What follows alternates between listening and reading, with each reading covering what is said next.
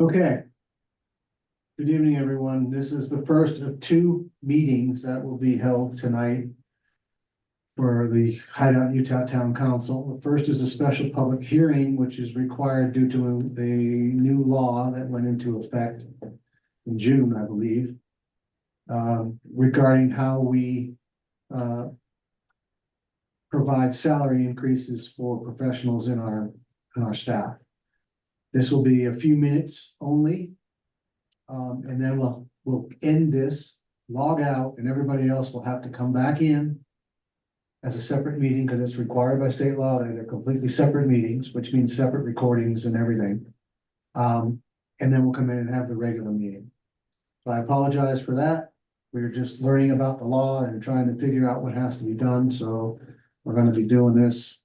Poor Ralph is still having.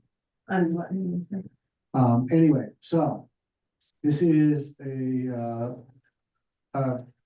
special public hearing, for the purposes of, getting comments regarding cost of living adjustment for increase for executive municipal officers related to the ordinance that we haven't yet covered. So as I understand it, we do the public hearing first, and then based on that, we decide later on whether we're going to adopt the ordinance, which I think we have to. It's just the amounts change.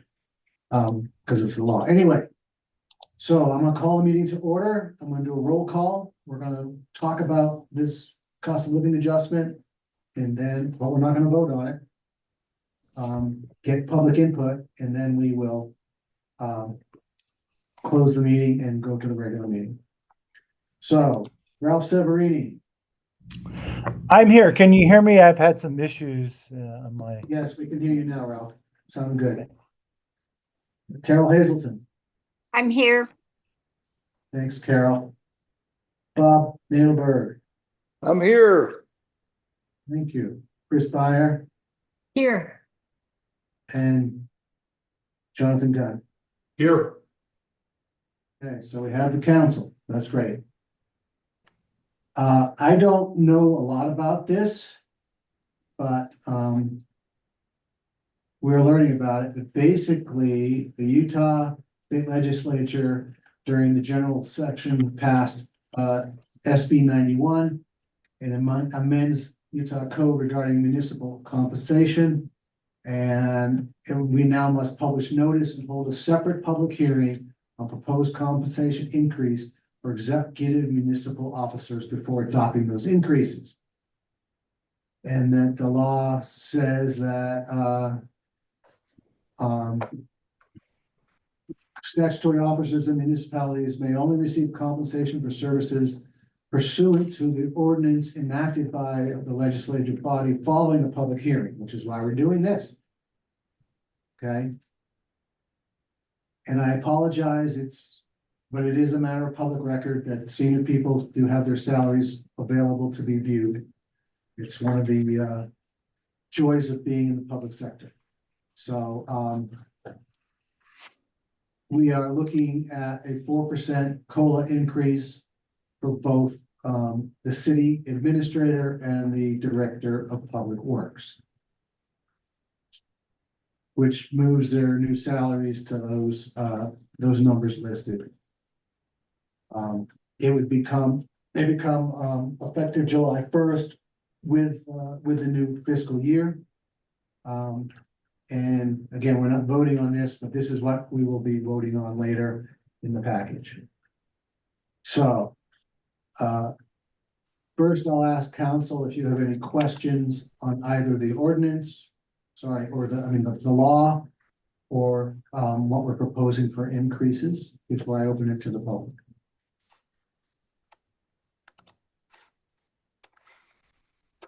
And Mayor, this is Chris. My really only question is, how many executive municipal officer positions does the town have? Exactly 2.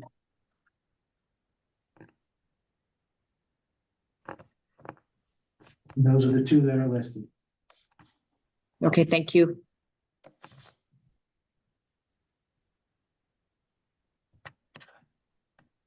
It might have more if elected officials are remunerated, but we're not, so. You know, big cities and towns have, you know, the mayor and all those kinds of people who get salaries in this list, but we don't. Okay, other questions from council? Okay, then I'm gonna open this for public input. Anybody who chooses to, if I can get my Zoom to behave. And open my list up so I can see hands. Anyone who has public input on the proposed cost of living increase for these two roles in the town, raise your hand and you'll be given a chance to speak.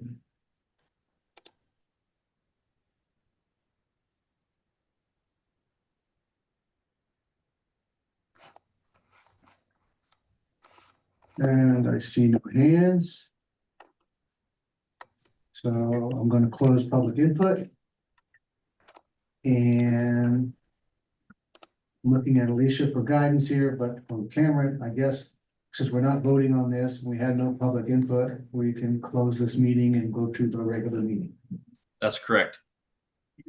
Okay, so therefore, I need a motion to close the special public hearing and move to the regular meeting. So moved. Thank you, Bob. I'll second. Thank you, Carol.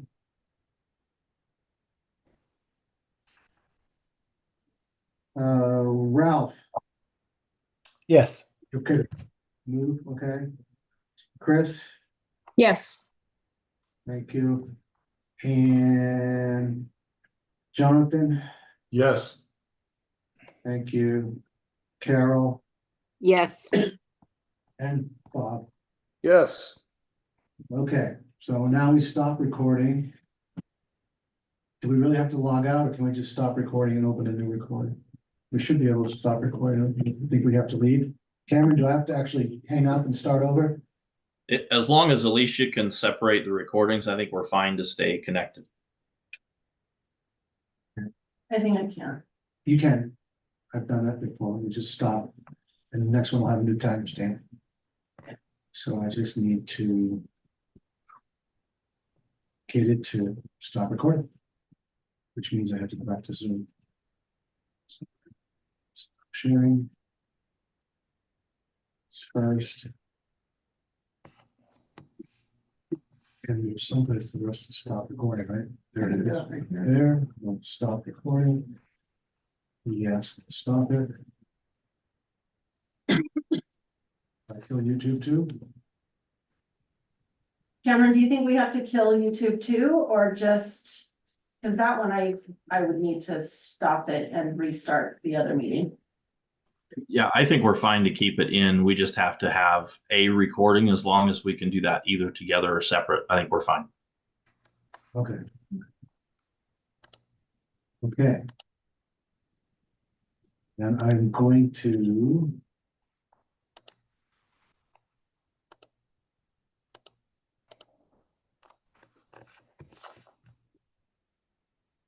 Let's start recording. And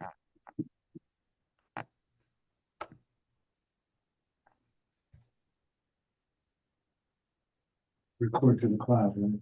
Mhm.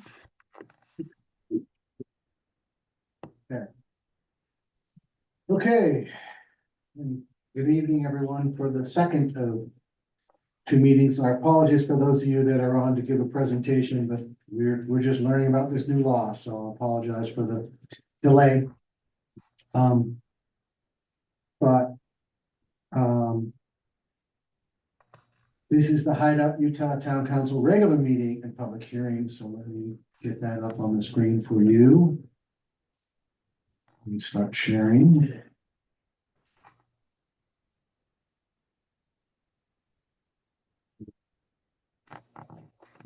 Share. Pretty sure this is the regular meeting. Let's see. Yep. Okay. That's good. And that, make this bigger. This is the Hideout Utah regular meeting and public hearings, June 13th, 2024. This meeting is being live streamed on YouTube. It is available through Zoom and in the town council meeting. Town council meeting room. Calling the meeting to order. I'm gonna take the roll.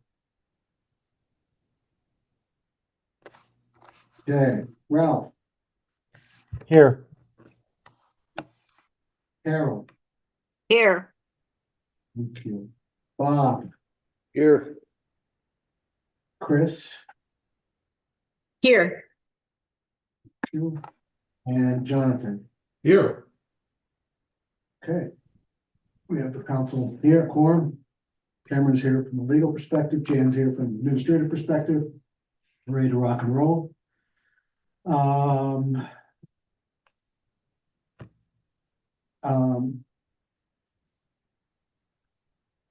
I think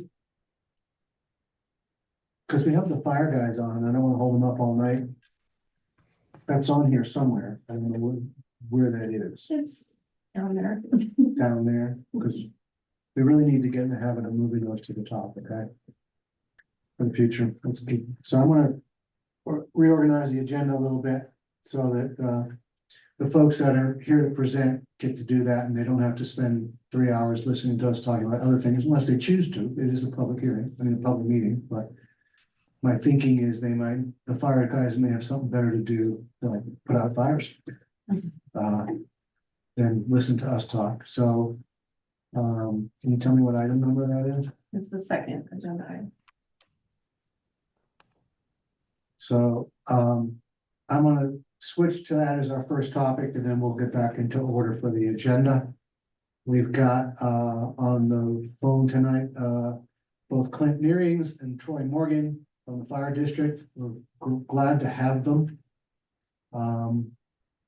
So let me make this a little bigger, and I don't know who's doing the chatting tonight, Troy or Clint, but welcome, guys, and tell me what you want me to do and I'll drive the presentation for you. Can you hear me, guys? Okay. Okay, perfect. Hey, thank you, Mayor, Town Council for having us.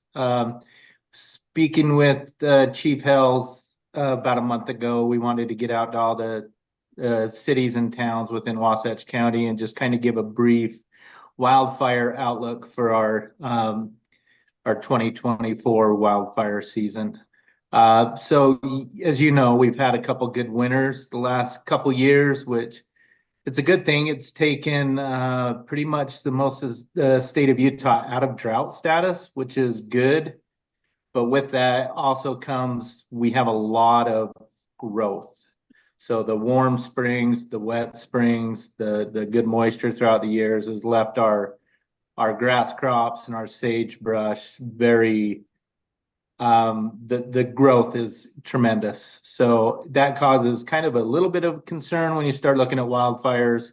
But typically I don't see us having that big of an issue, maybe a later fall, early, late August, early September is when we could start seeing some bigger fires if the monsoonal moistures don't come in like they typically do in July. With that being said, the last meeting I was at and an outlook from the National Weather Service, it's kind of been a transitional period from El Nino to El Nina. And what that typically means for northern Utah is that we typically don't see a lot of the monsoonal moisture with that type of weather pattern. So it could be interesting if we don't get the moisture in July, then I would say we're looking at a pretty busy August. But I know Chief Nearings is on the call as well, and I think he wanted to talk a little bit about fireworks and where we're at as far as firework restrictions and where we're going from there. So Clint, if you want to talk about that. Yeah, absolutely. We appreciate the time of the council. We just wanted to make contact with the town and We are always concerned about the wildfire risk caused by the allowable fireworks, especially in our wildland urban interface areas. Hideout Town being all inclusive of that, especially with the southern facing slopes being off 248 right by Jordan Reservoir with the topography, terrain, and vegetation. We just wanted to entertain and see if the council was agreeable to have the same restrictions that we've done in the past, I believe, 2 years, that there would be no allowable discharge of fireworks inside town limits, and just have that conversation and see if that's the direction that we still wanted to go to mitigate any potential fires and catastrophic fires from occurring. Thanks, Clint. So just a couple comments. One, our code restricts fireworks generally. And then what we do is we pass a resolution each year for the special event fireworks, like the 4th of July and Pioneer Day, to cover those, because the state generally loosens up on those days for places that aren't at risk. So my personal belief is that we should not, we should continue the behavior in which we ask the town not to use fireworks. It works reasonably well. We do have a few folks who don't seem to get the message, but in general, it's been pretty good. We're working on, just so you know, we're working on doing some staffing on 4th of July and Pioneer Day for our public works folks to be working those evenings, so that when dusk comes, if fireworks are going off, people can, our guys can knock on doors and say, hey, cut it out. And see if we can't get the message out.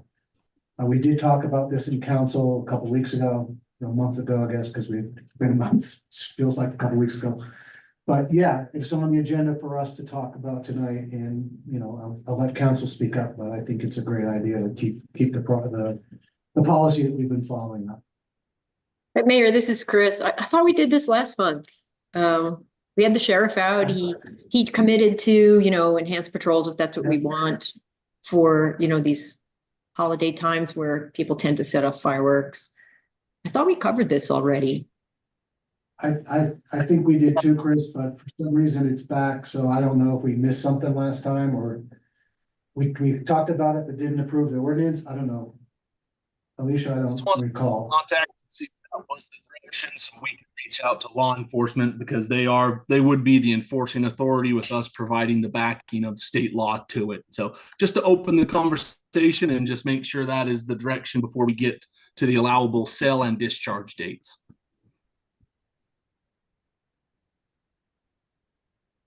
So I think Chris is right, Clint.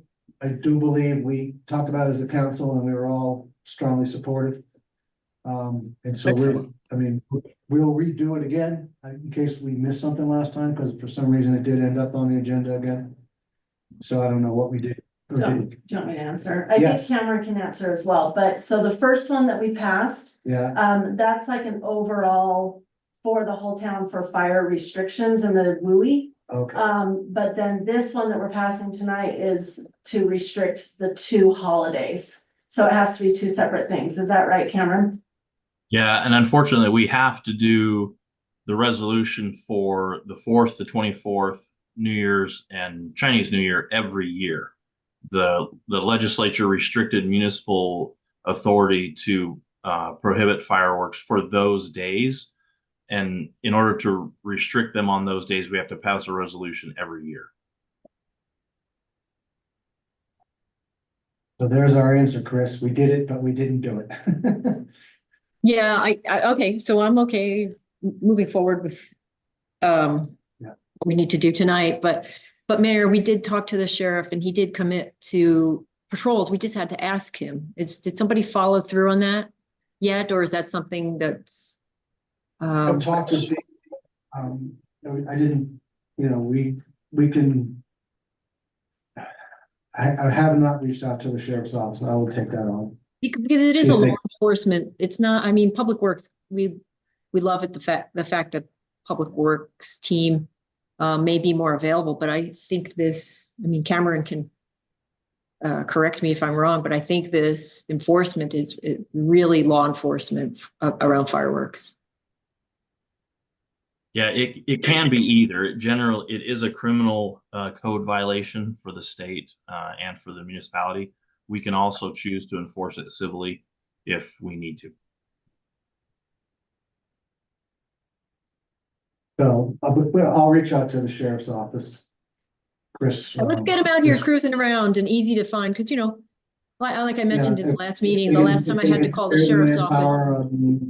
If they can spare the manpower on the holidays, we'll certainly ask them to be here, at least for Right. some portion of the.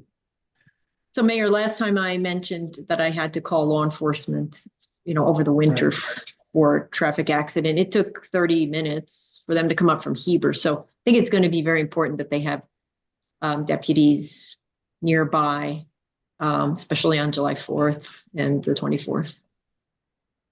Mhm.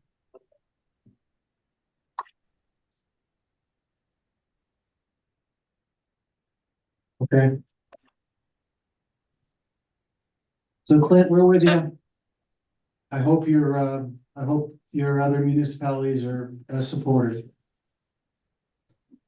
Yeah, we appreciate all the support Hideout does give. And with this, we will make contact with the sheriff's office from our side and also let them know kind of the needed state codes and statutes that they need to reference. And one of the important parts of this is if someone is breaking the law and is careless in the discharge of fireworks with the prohibitions, it does make it a lot easier to do a cost recovery. And Troy, the fire warden, can speak to that, but it does help. If someone is being reckless and careless and causes damage, it helps move the process along.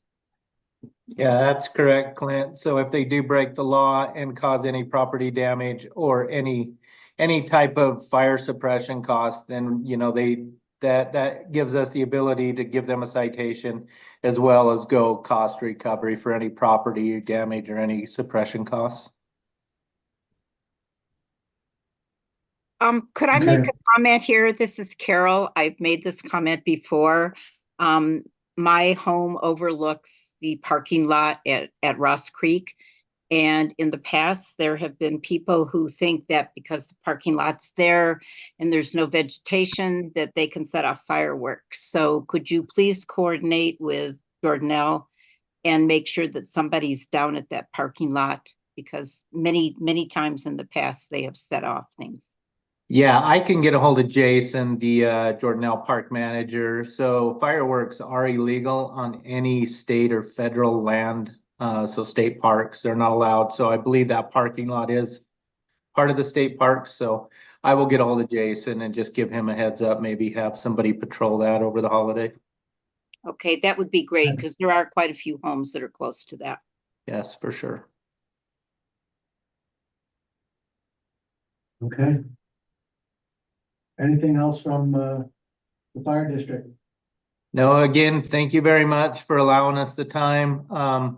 Like I say, it's pretty exciting to get the station up and running over there. We're excited to get our guys over there full time. So we appreciate all the support the Hideout gives fire district. And if there's anything that you guys ever need from us, please don't hesitate to reach out. Thanks, guys. We will be talking about the fire station update a little bit later in the agenda. And we will also get to the language of this ordinance unless you just want to do it now, since we're already here. We can have a motion to approve the ordinance. And get that behind us, or you can wait till it comes back around. Up to you. Let's knock it out. Let's do it. Let's knock it out. Okay. I agree. Let's knock it out.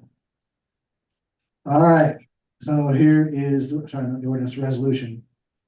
Okay. So here's the language.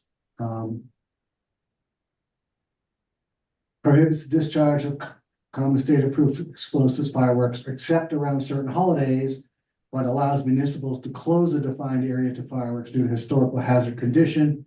If the condition has existed in the defined area before July 1st, at least 2 of the last 5 years, which it has. The council finds that throughout all areas, contain innumerable mountainous brush covered, forest covered, and dry grass covered areas which historically and for at least 2 to 5 years are in extremely flammable condition. And whereas these conditions exist within the boundaries of Utah, we can ordain that the use of Class C fireworks are restricted in all areas of Hideout as shown in the attached map for all dates, including the holiday dates. And there is a map here? Yes, it is. So there's the map. Basically all of Hideout.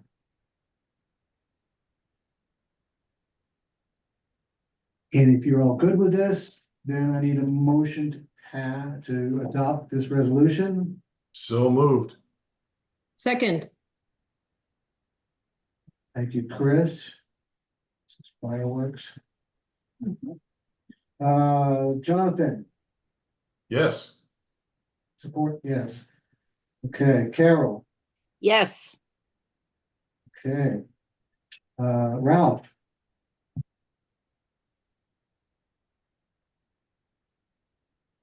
You there, Ralph? Did we lose you? Ralph, you're muted. Well, I'll come back. Bob, Yes. okay, Chris, yes. okay, so I don't know. I'm where- back, Phil, and it's a yes. So, and you support the fireworks ban, yes? Yes. Of Okay, course. thank you. So resolution passes. Thank you. Okay. Good.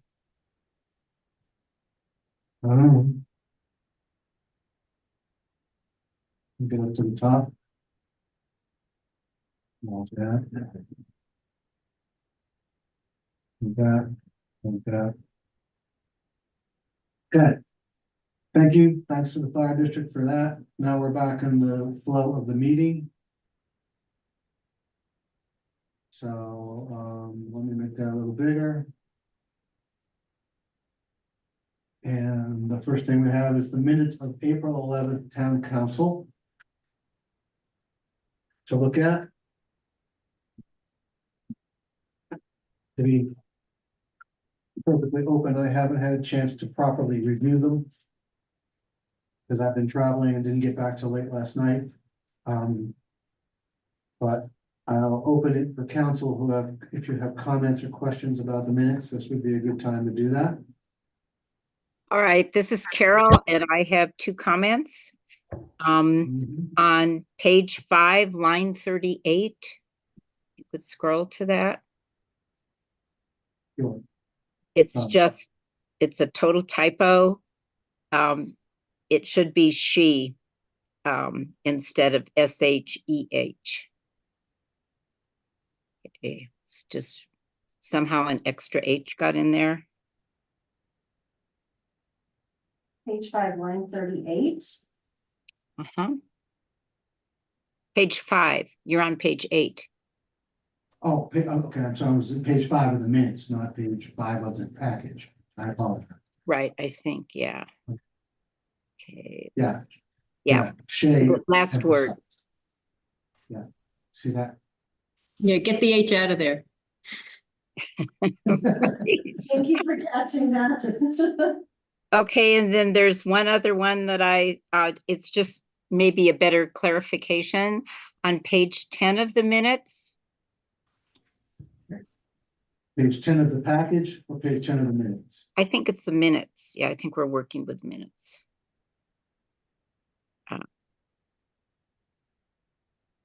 So this Okay, page and or- it's line 34. Nope, that's Yeah. not it. Okay, so that's- maybe so it's page 10 of the packet, sorry. it's the other way. All right. 34, this one? Right, where it says setting off fireworks in state park parking lot, maybe to clarify, we should say in the Jordan L. Ross Creek section of the Okay. state park. That's.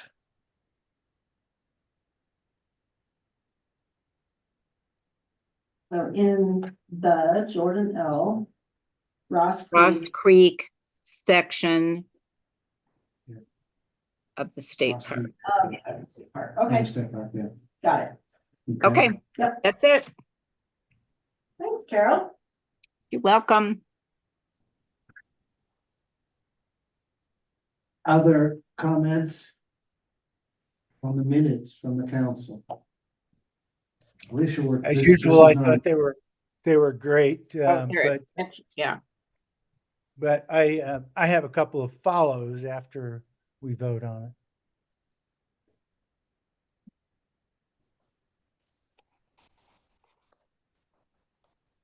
I want to get on the record that, that these minutes are a work of art. Yes. So, I told him to say that.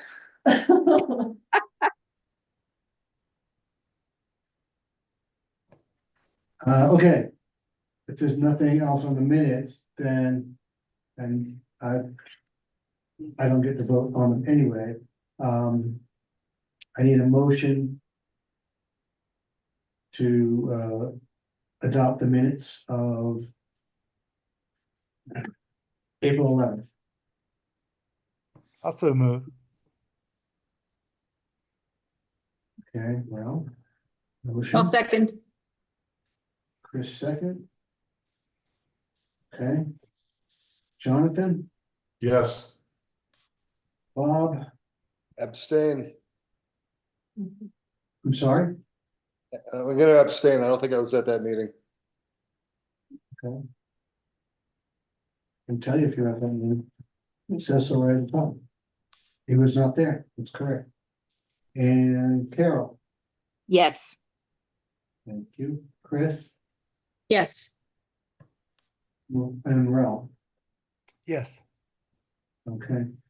Minutes are adopted. 4 yes, 1 abstain. Okay. Thank you all for that. Thank you, Alicia, for your fine work.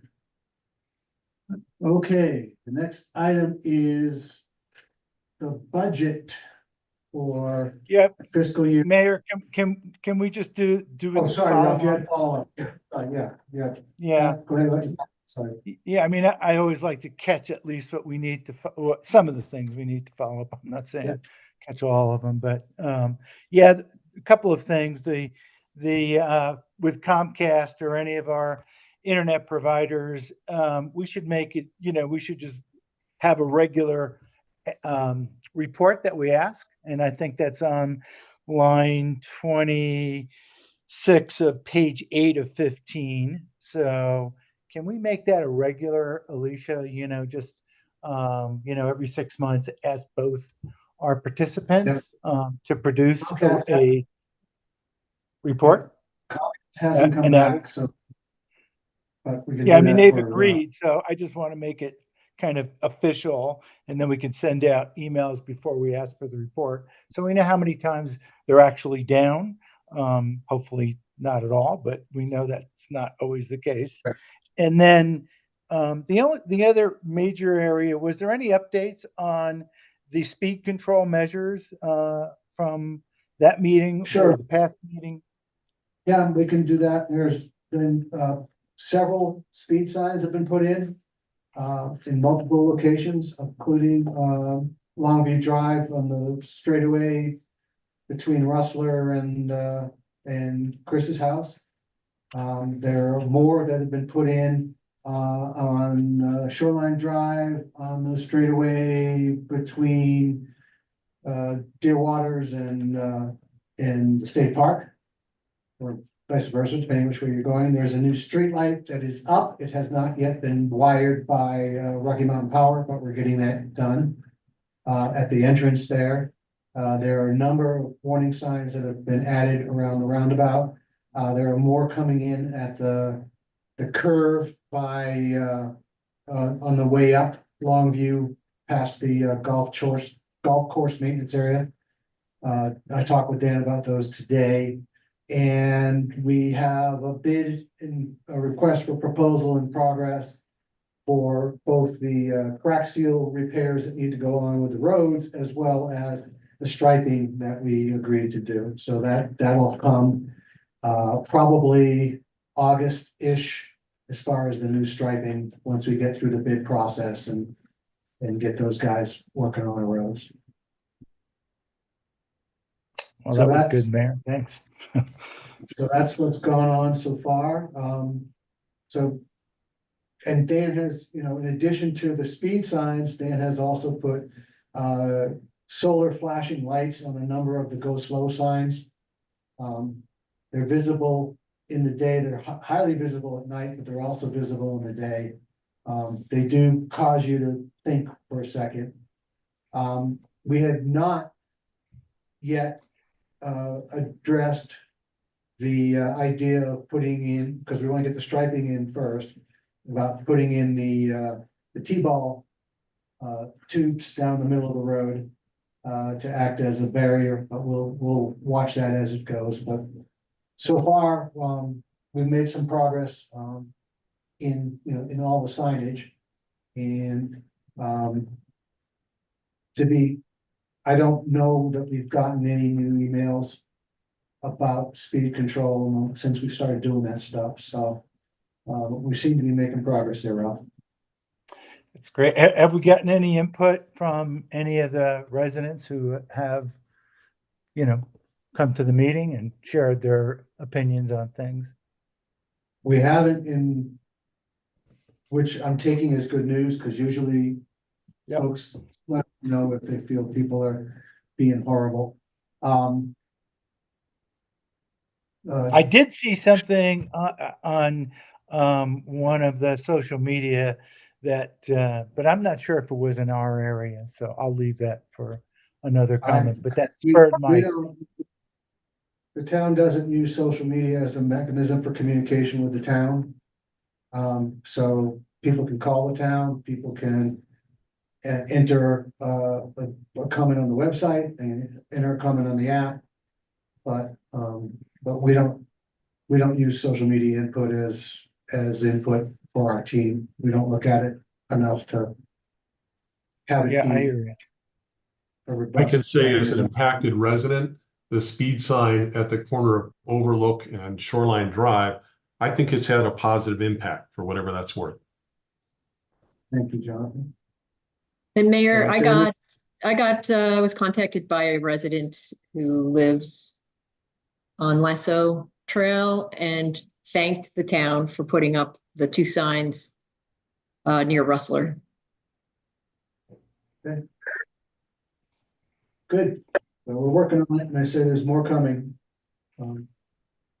Yeah, always good thing to update on the safety. So there were a couple of other things in the minutes. I don't want to, elaborate too much, but are we all good on the code enforcement? Because that was a piece that we kind of talked about last time, and is there, Mayor, are we good on finishing that off? I can't answer that, Ralph. I know Dan has, Cameron's done work with Dan and the guys. We have 2 guys dedicated to that work. They are, particularly now around snow season, they're a lot more active on the job sites. They are around. Contacts have been made with the developers. We have asked the police sheriff's office to spend time up in Soaring Hawk, because that has been a real problem area. And they've been up there, and that Dan tells me that's had an effect, positive effect. Because those guys were parking on both sides of the roads and making it almost impossible to get through.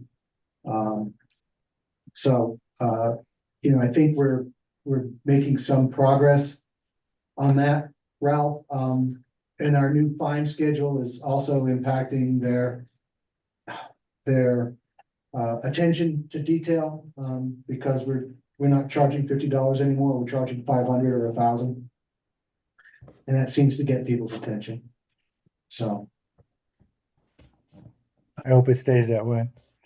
So Thanks again, Mayor. And last point was, was about the RFP PR process that Jan is driving.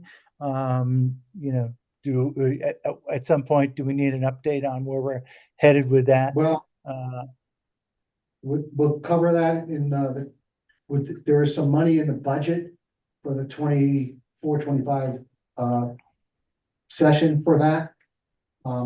That we preliminarily approved last month. That's where that is. It's less than was originally there. That we, you know, the initial amounts we talked about, so there's some money in there for that, but we'll cover that when we get to the next year's budget stuff, I guess. It's the best place to do that. okay, When we reviewed the budget last time, Where- there was a line in there for PR, and that's what was in that budget that we preliminarily approved.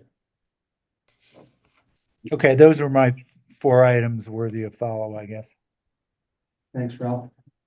Thank you.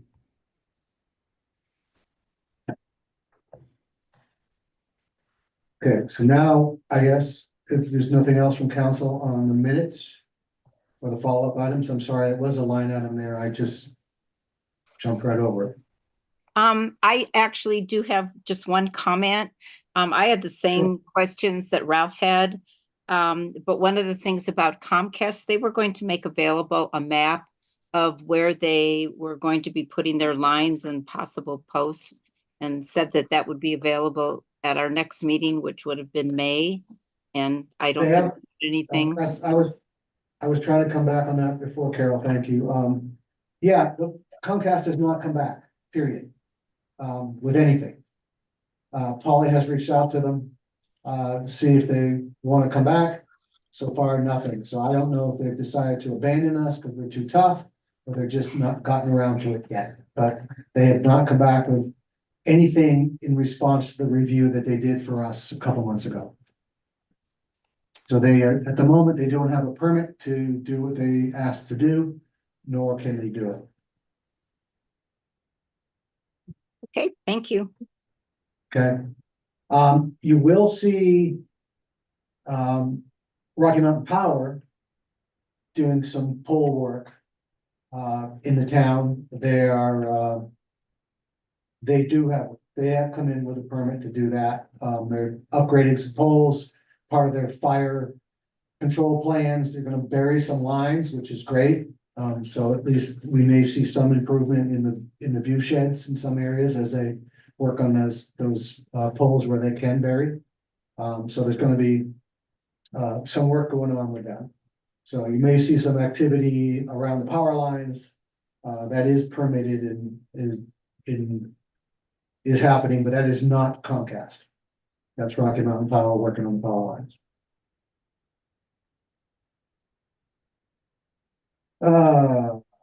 Okay. Anything else?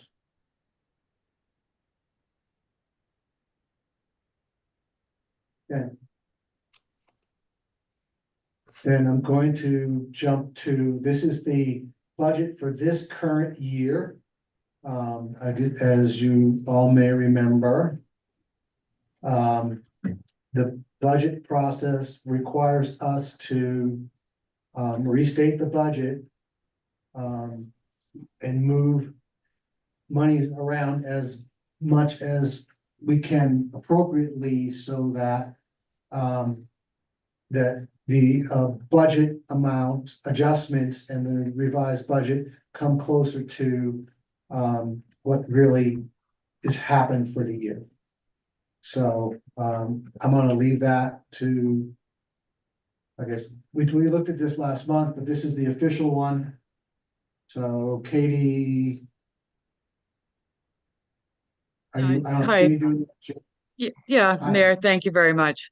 You can see that our budget was a loss of 389,000, and we expect to lose only 118,000. We have 11 months actual in, and I forecasted for the month of June. So I think we'll be about 270,000 favorable. You can see going down the lines on total taxes, we are favorable by municipal energy predominantly. When you look at your total license and permits, we're unfavorable by 305,000, and that's because we had budgeted for 116 building permits and we're only going to have 70. And we thought we'd have a lot more subdivision activity, new subdivisions that didn't come into play. But what I'd like to point out there is, if you look at the professional services line under expenditures, you can see we have a corresponding benefit of $376,000. So it's predominantly offset between the license and permits of revenue and professional services. The additional favorability in professional services is due to significantly lower legal fees of about 152,000, offset by some additional outside engineering associated with us not hiring a staff person till the end of this year and our town engineer leaving. So you can see that we are unfavorable in revenue by about 265,000 and favorable in expenses by 536. The only other thing major of note under the expenditures is that we are favorable in our salaries. A lot of that has to do with not hiring the new employee until the end of the fiscal year, as well as the loss of our town engineer. And in addition, we redid some allocations because we found a lot of our public works people predominantly work on the enterprise water fund versus the general fund. So that's why we're favorable by about $130,000. So once we adjust these line items, we show that we're about 270,000 favorable. And once we get the approval to go ahead and do that, we'll do that in the system. The enterprise fund, you can see that we are about $79,000 favorable. The predominance of that are higher standby water fees. We had a lot more properties that we are charging standby fees that have been platted, but there's no building permit on those yet. So that is about 72,000 of the 80,000, and the rest has to do with some minor favorability in water, sewer, storm billing to the residents. We also had some favorability in expenses. We had significantly lower sewer, storm, and water repairs. We had thought we would be doing a lot of sewer repairs and sewer improvements, putting cameras down the sewer lines, doing a lot more as it related to water repairs, and entering into some emergency contact tracks with JSSD. But those we are not doing in FY24, this current year, and some of that has spilled over to FY25. So that's about 251,000, and we also had lower engineering expense, offset by some higher depreciation associated with some new purchases, and some catch up on some depreciation for assets we recognized this year but did not recognize last year. So you can see we had a loss of 304,000, but we're going to have a favorability of 91,000, and now we will have a surplus or a favorability to budget of 396,000. The next Hey, two Katie. pages are identical. Oh, sorry. Go ahead. I was just saying that these next two pages, it's just a duplicate. I'm not sure why we've got two copies in there. Okay. And then there's the detail sheets which are required by GL account. That's required by law when we go to, but it's the same numbers, they're just broken out by every single line item. That's required. There will be for us. similar numbers because these numbers here are showing the current through May. And what I showed Okay. you just now, I estimated June. In addition, Okay. we did the allocation of administrative expenses between general and water fund in my spreadsheet, but they're not yet in here. We do that in June. Okay, sorry. So we'd like approval to adjust our budget to more accurately reflect our actual and forecasted numbers. Right. So that's questions for Katie? Yeah, I had one Yeah. or two here. Hey, thanks, Katie. You know, Yep. we're in so much better place than we continue to be on the numbers. Yeah, I was just looking at the transit room tax, which actually is decreasing this year in the budget. It's not a lot, but are we actually going down rather than up? Is there? You know, most of our revenue is coming from the sales tax, which is apportioned by the size of the town and all that stuff. But the transient room tax is like less than $1,000 on it going forward. Do you see that? What's your view of that, Katie? Yeah, I think that might come up a tad. We got an estimate probably a little bit less than last year. But not much. I think we talked about transient room talks. Are we getting everything we should be getting? Are we going to be monitoring it more closely? That type of thing. What residences have transient room tax and which ones have business licenses, and how are we going to better track that? At this point in time, we had anticipated that we'd get 1,000,003, 1,000,004, but with only another 20 days left, we certainly don't have that much in. I will ask to see if there's anything that we should be accruing for that we have not gotten any indication yet. The most, I think, Ralph, it'd be about 1,000,003, or sorry, 1.3 thousand. Yeah, yeah.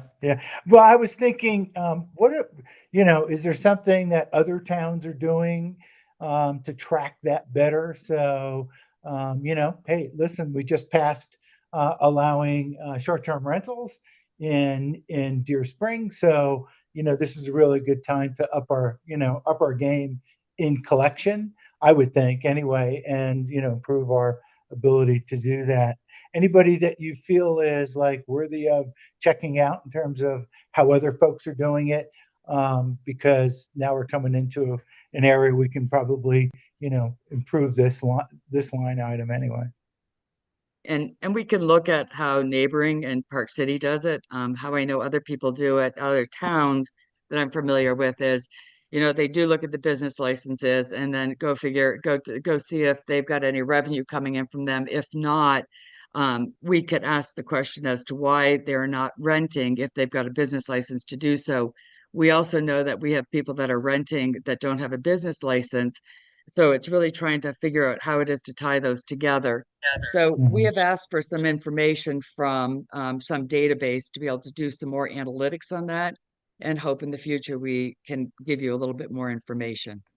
But at Yeah, this I got point a in time, feeling we're I don't not have much. collecting everything we should be collecting. So, I have a and if feeling, Ralph, you're correct, because I went on VRBO and uh-huh, Airbnb and saw some places in Hideout that mhm. are advertising in VRBO that do not have a business license, and I do not believe we've collected any money from. So there is ways to review that. Yeah, I'll reach love out to. to Park City Manager and see how they do it. Yeah, that would be great, We, Jen. And if you need, yeah, I'd love to be part of that just to see how other folks are, because I think as we, get more transit and room tax, short-term rentals and other taxes, that we're getting, our maximum fair share of all those things as time goes on. Hey, Katie, a couple of other things. The Obviously the sales tax is the sales tax went up. That's just the economic. Property taxes, that stayed the same. Building permits you got at 366 versus 258. So substantial increase there. Is your view of the economic upturn that we might experience in 24, 25? It's difficult to say at this point in time because when I look at the budget, last year we had more building permits than this year. Our COs are about consistent.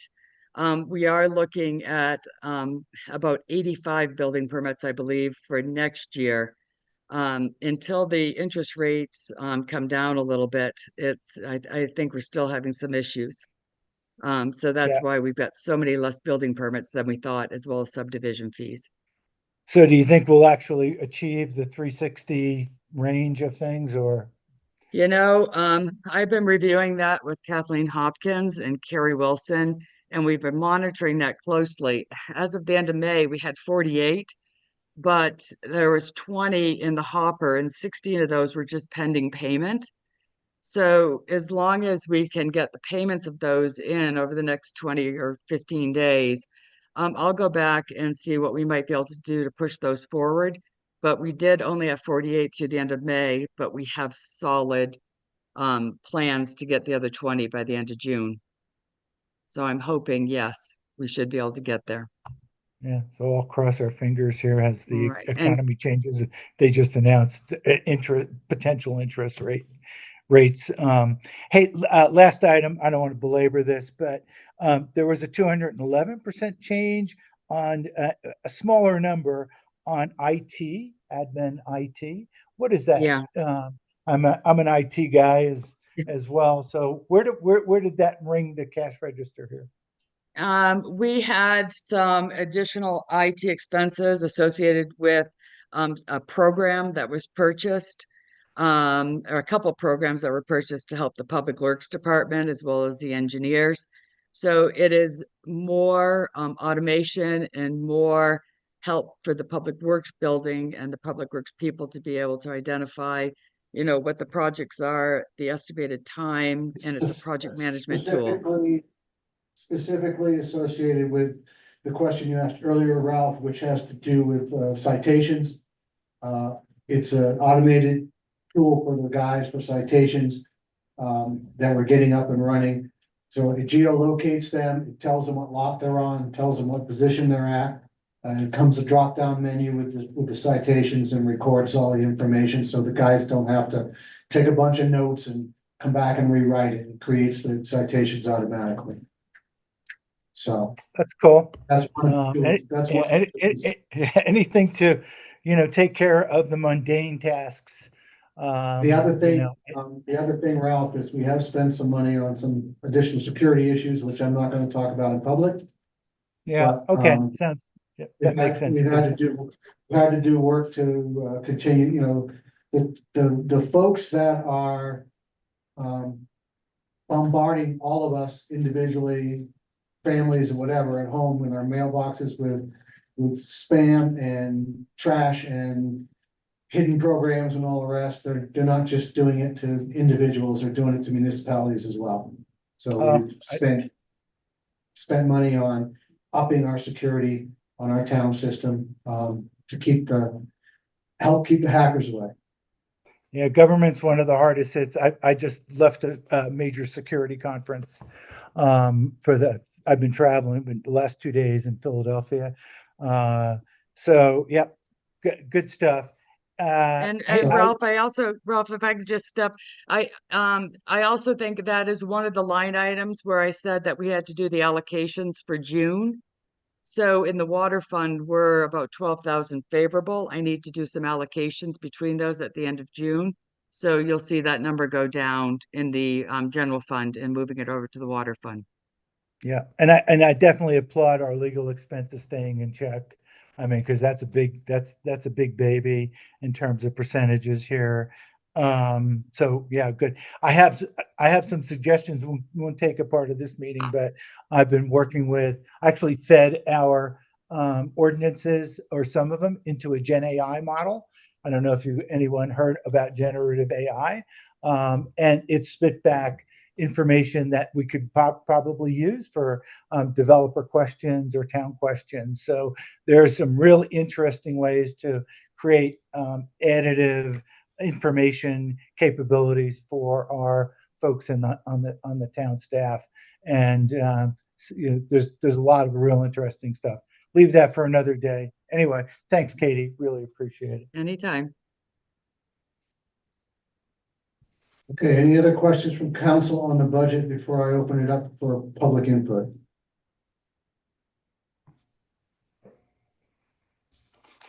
Okay, then I'm going to open for public input.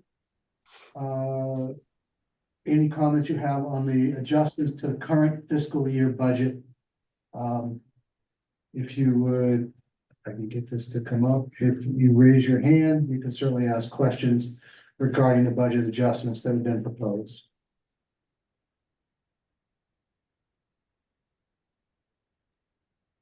Mayor, perhaps we could remind people how to raise their hand. Okay, we can do that. And there is a raise your hand functionality. There's a toolbar associated with your Zoom. It has things like the participant list on it. It has things like annotate and so forth on there. Start your video, start your audio. And also on there is a raise your hand button, so. There's a hand coming up. Mr. Titano. You may ask a question, of course. Hi, You're on. can you hear me? Yes, we can. All right. This might actually, I was going to speak tonight, but this might actually solve what I was going to request. So I kind of heard through that discussion of the budget that you're holding off hiring or replacing Tim and finding a new town engineer. And I guess the question that I have, if it's appropriate this time for that budget for next year, is what are the roles that you are going to be hiring that position for? What are the responsibilities of that position?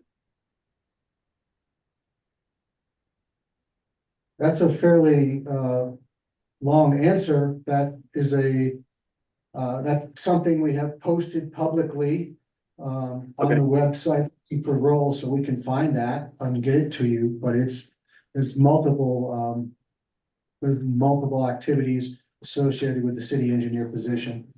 Okay, so the critical one on a town website, but it has been posted because we put it out for looking for candidates. So it was posted in the job search website. So we have that. And can certainly make that clear. That's no problem. I will look for that and see if I can get that. And I imagine I can get it from anyone in staff as well. So I guess the critical part of that question was one of my obviously biggest frustrations through my process with Hideout is the availability to actually have somebody know what's going on and to be able to talk to them. Is that role going to be fulfilled by that position? So it's really the communication part, because I know that I asked Jan today who ultimately is responsible and would be able to speak about permits, and her answer was it was the mayor. And I said, well, obviously he's way too busy to be able to speak about permits. So will that role speak about construction permits to the people that have permits? Yeah, absolutely. That's one of the jobs that they'll be doing, is permitting for both subdivision as well as individual homes. Fantastic. Thank you. And we anticipate having somebody on board very soon. Really soon. Thank you very much. Great. Okay. All right, if there's nothing else on the budget adjustments, I'm going to close public input on that and ask the council to a motion to approve a resolution amending the fiscal year 23-24 Hideout budget as described by Katie tonight. So moved. I'll take Ralph on that. I'll second. Thank you, Jonathan. Bob? I think that was Bob that actually seconded that. Oh, was it Bob? Okay, sorry. I'll still And second. Jonathan. All right, Jonathan, Yes. how do you vote on the budget? Okay, Carol, Yes. Chris, Yes. Bob, Yes. Ralph. Yes. Thank you. Motion carries. We've adjusted the budget for 23-24. Thank you. The next item is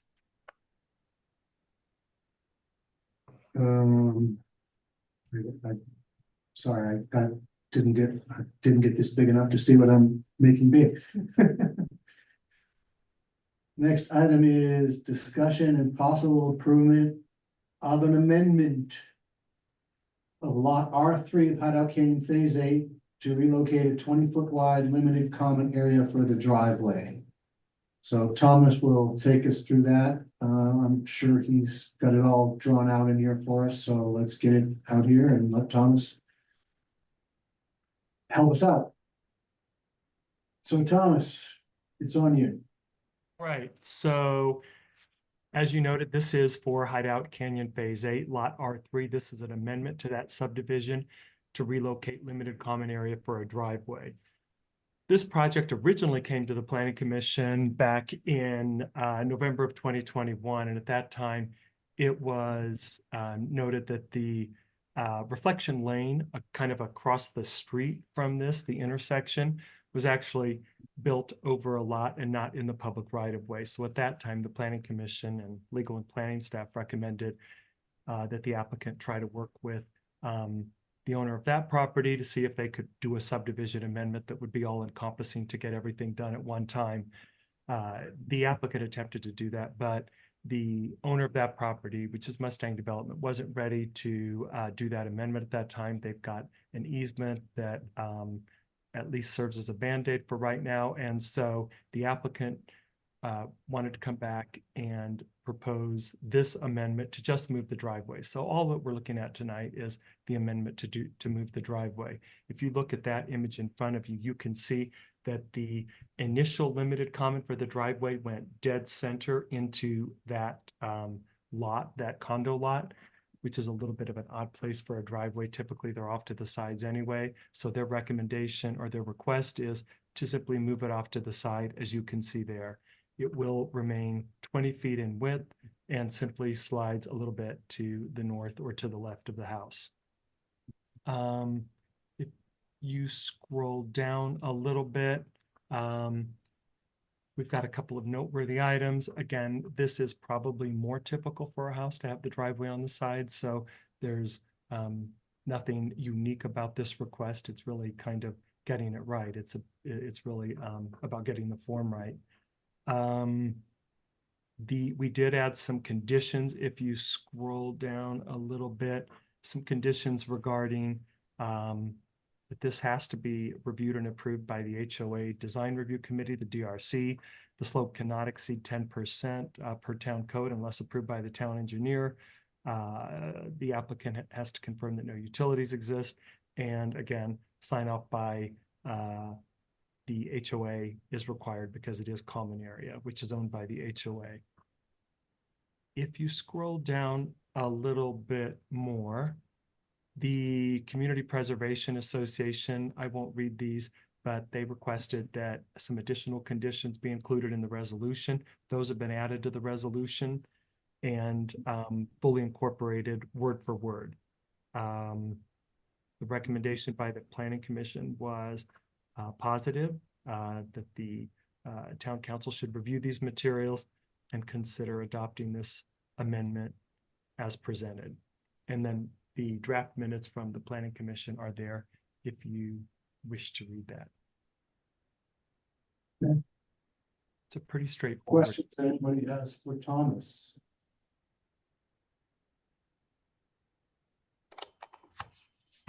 Okay.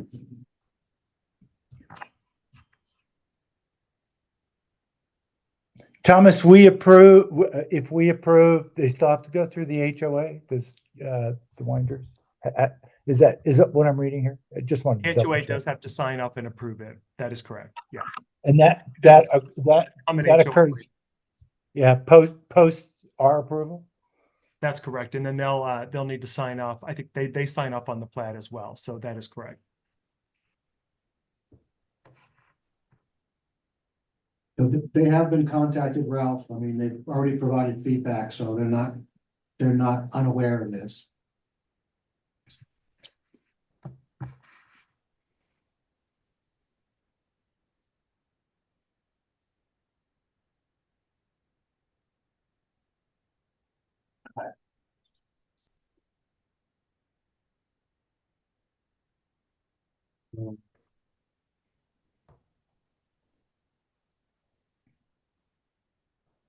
Well,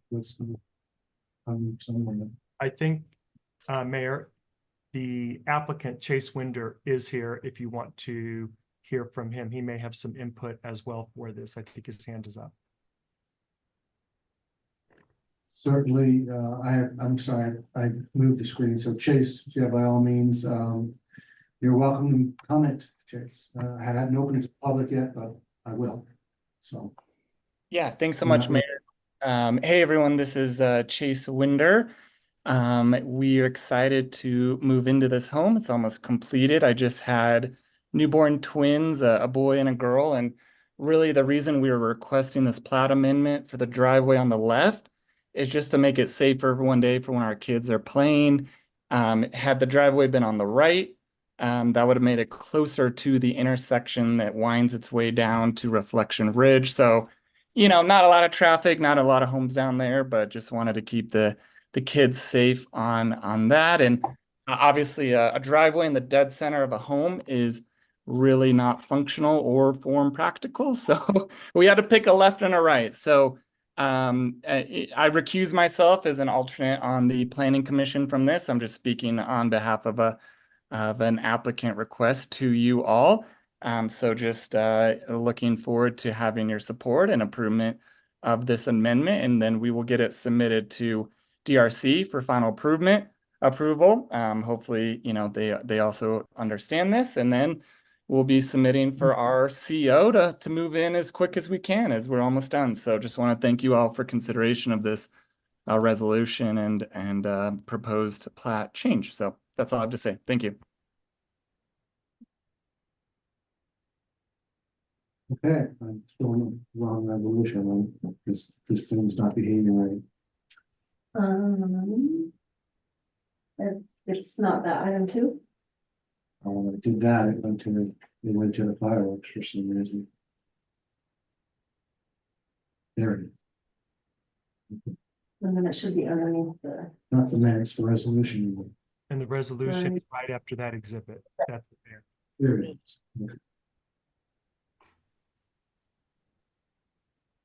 All right, so it is open for public input. For anybody who has any concerns about this applicant's request to move his driveway 20 feet to the left.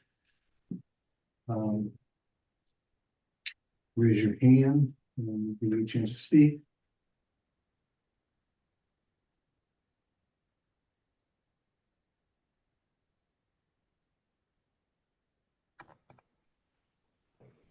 All right, I don't see any hands, so I'm going to close public input and ask for a motion to approve the resolution. To approve a resolution approving a subdivision amendment for lot R3 Phase 8 for the Hideout Canyon subdivision as described by Thomas earlier tonight, with all the facts and figures in the resolution. I'll move. Thank you. I'll second. I think that was Jonathan that time. Yes. Okay. Chris, Yes.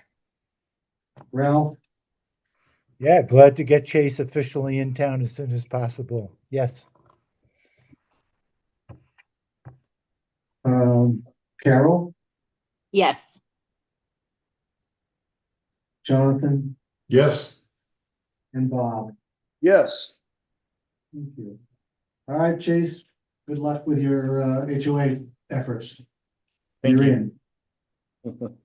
Mayor, before we move on to the next agenda item, can we just go back to the planning overview from the staff report? I'm struggling a little bit to understand what's happening with Reflection Lane.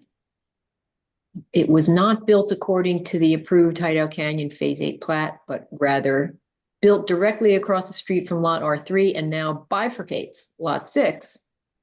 I think that goes through lot 6 rather than following the platted right-of-way area.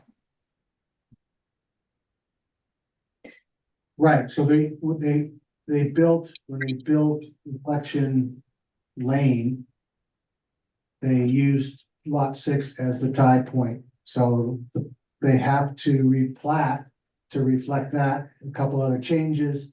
They were waiting to finish they converted at Reflection Ridge, you get this right, they converted what was a hammerhead in the plat to a circle. And at the bottom of Reflection Lane, there's also a hammerhead, which is now a hammerhead, which was reflected as a circle in the plat. And they were getting all those drawings, as I understand it, Thomas can jump in, they're trying to get all those changes onto one drawing and go through the process once. So We're already past that. Now we're at the point Okay. where we've given Chase his approval, but what is going on with this subdivision? There are other homes under construction there. People are gonna wanna move in. What Yeah. about this roadway, reflection lane, that was not built according to the approved plat? At the moment, we are only holding up adjacent properties to that property for approval. If we have any, I don't even know if we have any at the moment. But the other ones that are being built are inside the approved drawing. So, you know, we're waiting on, Thomas jump in, but I think we're just waiting on the development team to bring us the revised drawings. I think that's right. I think that right now there's an easement that allows for access through that lot 6. And so I suspect that as they finalize everything, all of the work on Reflection Ridge and Lane, that they will come forward and just make the corrections.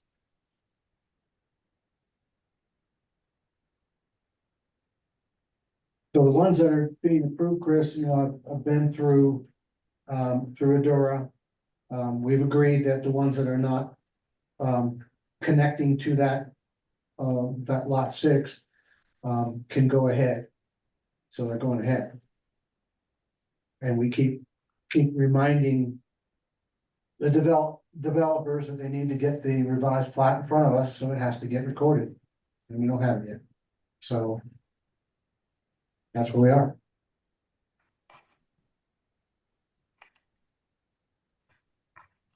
I don't know if that answers your question or not.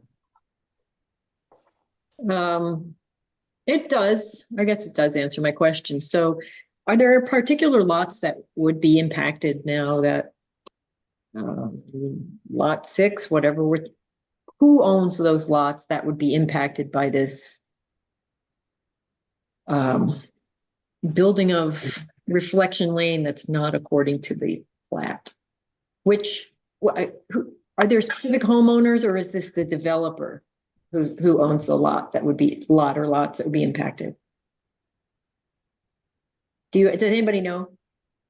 I can look it up, but I don't know off the top of my head who Okay. owns all the That's a lots, follow-up but I item know- then, Mayor. I'm just curious because I would really hate if it were somebody who purchased a lot and, wants to build on it and live there, but yet it's going to be hung up by this not insignificant technicality of the developer not building according to what they said they would do in the plat.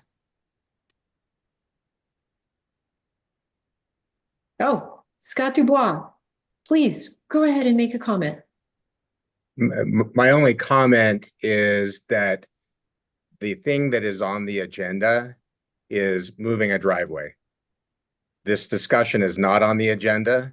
There are good explanations for the questions you're asking, but this is not the appropriate forum to discuss those items.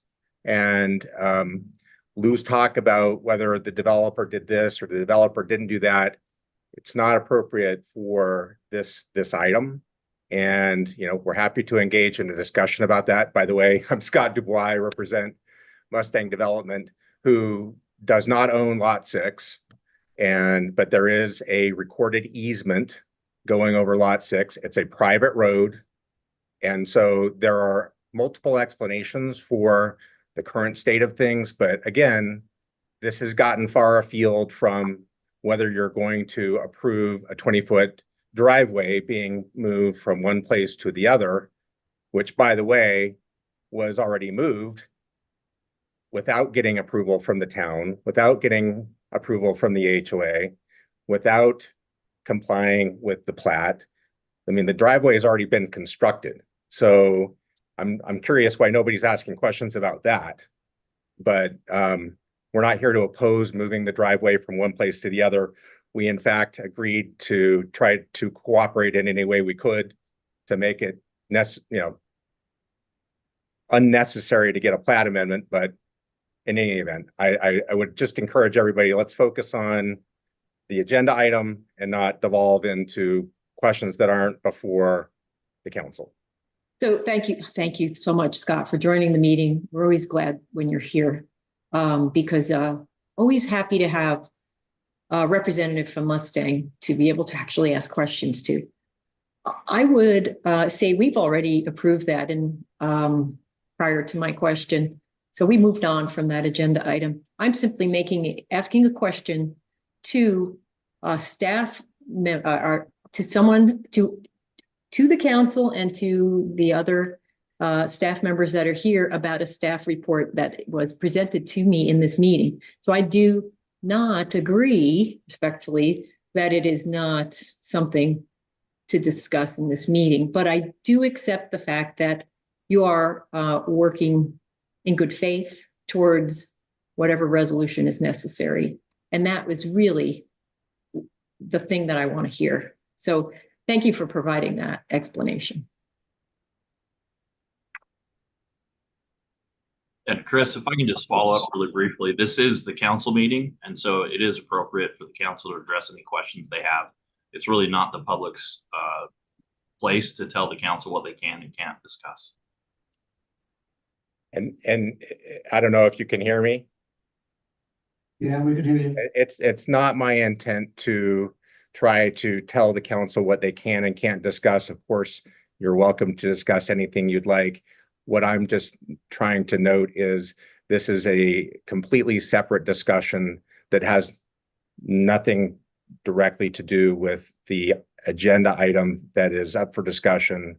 And so I'm just trying to encourage folks to pay attention to what's on the agenda. And, you know, if there's discussion to have about other issues, that's for another day. Thanks for your comment, Scott. I appreciate it. Thank you.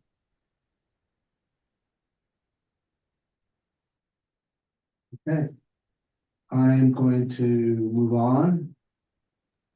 As soon as I can get my Zoom to do what it's supposed to do. No. And I'm going to share my screen. And move on to the next item, which is also a public hearing item, and it's going to go to Thomas again, it's from the Planning Commission. Where we're looking at some amendments to Municipal Code Chapter 10.08, including but not limited to placements of hot tubs. So, Thomas? Yes, thank you, Mayor. So this is with regard to some recent revisions that were made to the zoning ordinance. So if you remember, back in February, the Planning Commission reviewed and favorably recommended some zoning ordinance revisions. That was reviewed, those were reviewed by the council and adopted on February 28th of 24. Some of those revisions that has been brought to our attention might negatively impact some existing conditions within the community, and that is specifically hot tubs in the front yards. So the language that was proposed by and favorably recommended by the Planning Commission and approved by the council noted that hot tubs could not be located in the front yards, but it wasn't specific with regard to decks, et cetera, because there are many houses in the town that are designed with decks on the front that could hold a hot tub, and many do right now. And so in an effort to correct the ordinance, to revise the ordinance so that it's clear that those are allowed, not disallowed, the language that you see in front of you should accommodate that. What you see in red is added language, and then the strike through in blue is what would be removed. And so specifically, it's the first bullet point, the hot tubs must be located in the rear yard unless as provided for herein.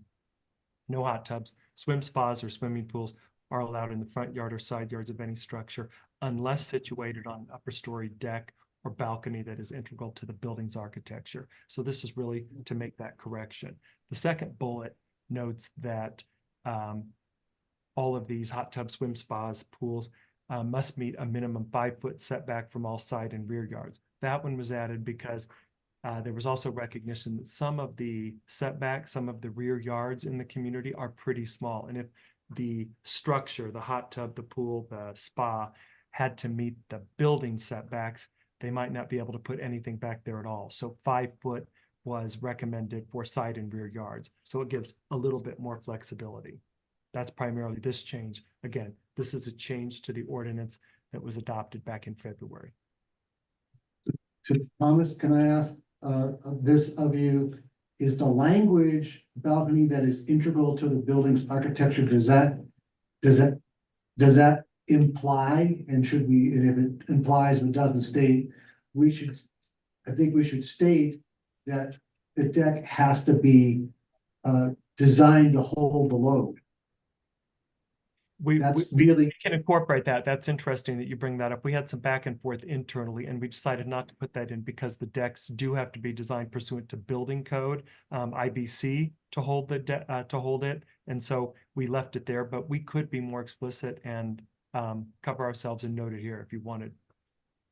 So you're saying our code requires all decks being built to be structurally built in a way that could support a hot tub of any size?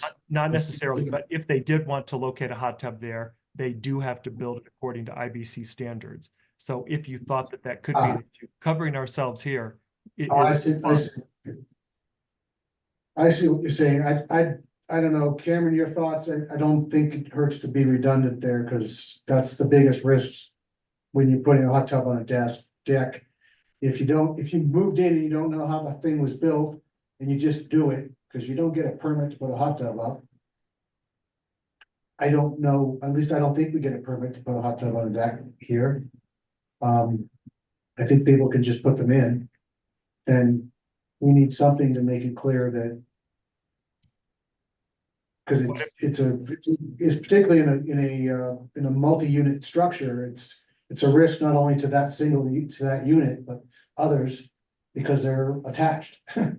Nope, that's a good So- point. And I think actually, being somewhat redundant is not bad. So what if we added that is integral to the building's architecture and built to engineering, or no, let's say structural standards to support the proposed hot tub? That would be good. Okay. Yeah, I think that would work. Thomas, I'll jump in here because I have some thoughts about the wording.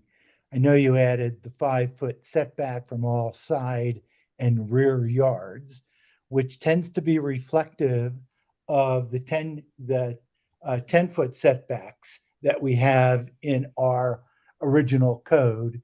And so it would be halfway between, it couldn't extend more than 5 feet into that setback, so to speak. So halfway is essentially what you're saying here in that 5 foot. However, we changed the code for the non original part of the town. The new code says a larger setback. So would it be better to say something like cannot exceed more than 50% of the setback? So in a sense that if you have a 20 foot setback, then you're asking to put it at least 10 feet back. And because you could go right up to the 5 foot mark from where you are into that setback. You see what I'm saying, Thomas? That, yeah. So I think we get a better result if we said, 50%. We could do that. The reason we went with 5 is to guarantee 5 feet minimum. Because well, you could say 5 feet or 50%, depending on your setback. We could say 5 feet or 50%. The danger of saying just 50% is we do have some side yard setbacks that are 6 feet. So it could put a hot tub 3 feet from it. So we put 5 feet, but I think I like the idea of a minimum, must meet a minimum 5 foot setback or 50% of the side or rear yard setback, whichever is greater. Yeah, because our new setbacks are much higher. So you could actually throw your hot tub right up to someone's, and it would look really odd, but you could do that. You could build some kind of walkway out to your hot tub. And I've seen some of that from a very old pre-existing situation. Anyway, food for thought at the wording point here, based upon I like our it. change in ordinance. Certainly a good thought. I think this is important because first off, I counted 5 hot tubs that are existing in Deer Springs on elevated second floor balconies, and at least 3 more that appear to be wired for that. In addition, in Lakeview rather, on Stargazer, there appear to be a number of homes that have very large, rear facing, front facing balconies that have on the second floor what also appear to be wiring for a hot tub. And I don't think we want to unreasonably limit people's enjoyment of their houses. I think reasonable regulation is a good thing, but I think we need to allow for hot tubs on the second story, balconies as Thomas has described. And I like what you said, Ralph. So I would recommend the second bullet point then read: all hot tubs, swim spas, and swimming pools must meet a minimum 5-foot setback or a minimum of 50% of all side and rear yard setbacks, whichever is greater. How's that? Sounds perfect. Okay. And agree with Jonathan as well. So yeah, if we can get fine tune this a little bit more, I think we get to the right place on the hot tubs.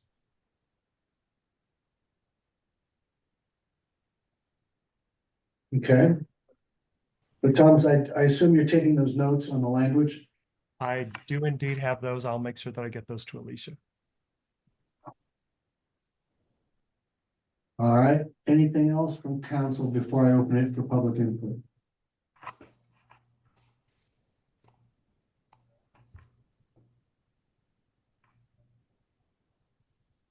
Okay. I'm opening it for public input. Anyone from the public who chooses to raise their hands? Mr. Titano.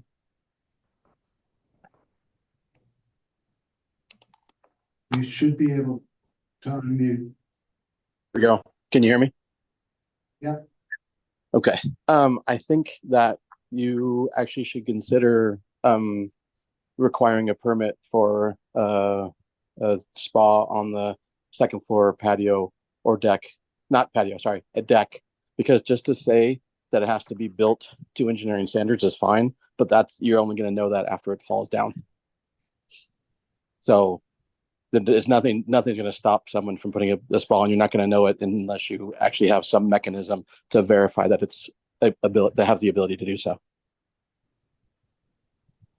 Interesting comment. Cameron, thoughts on that? Do you know what other jurisdictions do? I have not run into that before. I mean, procedurally, I think Mr. Titano is correct. We would become aware of it if we saw it, and then we could look up the building specs for the structure, or obviously if there was some failure, then we would find that. We certainly wouldn't be able to put the permit in for this language because it wasn't noticed properly, but we could certainly look at that if that's something the council is interested in. And again, it's just for second floor decks that are after the fact, that theoretically, if someone's going to put a spa on that level, why wouldn't they potentially just go through the process of pulling that permit? It's no different than a pool. I agree. We can look into that. I think that some of our surrounding communities actually do require a permit for that because they consider it a structure, being affixed to a building or affixed to the. So that is something we can look at. Yeah, the amount of weight that we're talking about in water is huge, and most decks are not designed to support that. You're right. Thomas, do you take that one on for I will. Planning Commission point and see if it needs to come back to that? Thank you. Sure. I'll take that on. I'll do a little research and come back. Thank you. I don't think that should stop us from adopting this tonight.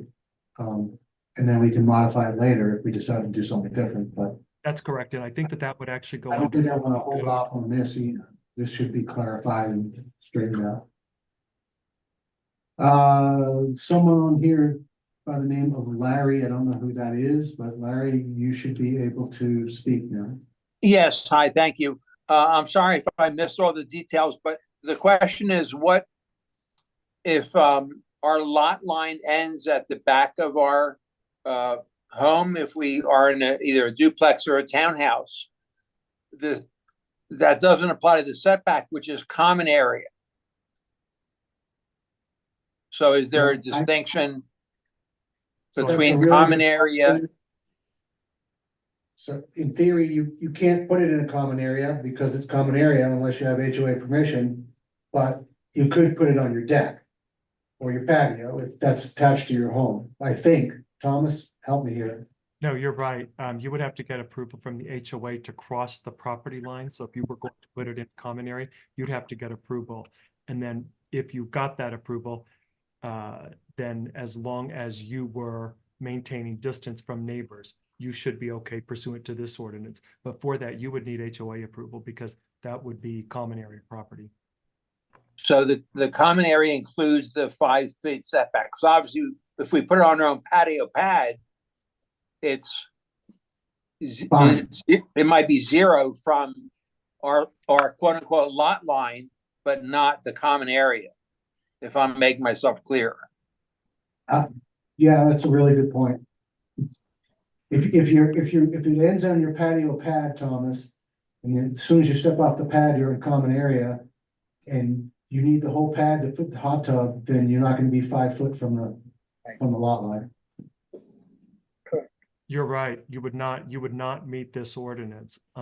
We would have to incorporate language that says, if the council were comfortable with that, we'd have to incorporate language, a secondary component to that second bullet point that says, yeah, or 0 feet out of common. To let this come back, let you guys do some work on that and come back next month. I don't know. We could. I don't want to ad hoc that because we're going to get it wrong if we just ad hoc that language right now. What I'm afraid of. Thank you. Yeah. Thank you. Good point, sir. Would you mind getting Larry's last? Larry, could we have your surname, please? I'm sorry, Larry Eisenfeld in Deer Waters. Thank you.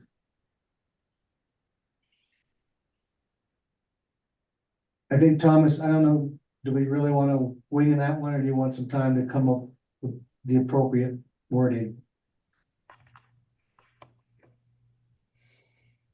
Trying to think right now. We probably should take a little bit of time to think about how to word that and do some research in terms of where some of the specific lot lines are in terms of common area setbacks to make sure that they're not too close to adjacent neighbors. We've got, besides the shared wall homes, townhome type homes, we've got pod lots inside of Hideout as well for single family units, and their space around is also common area. So I think we have to do a little more research. I like the intent, I like the thought process. I think we could go with the upper deck part, but I don't think we're ready for the setback language yet. We can, yes, I can do some research and come back.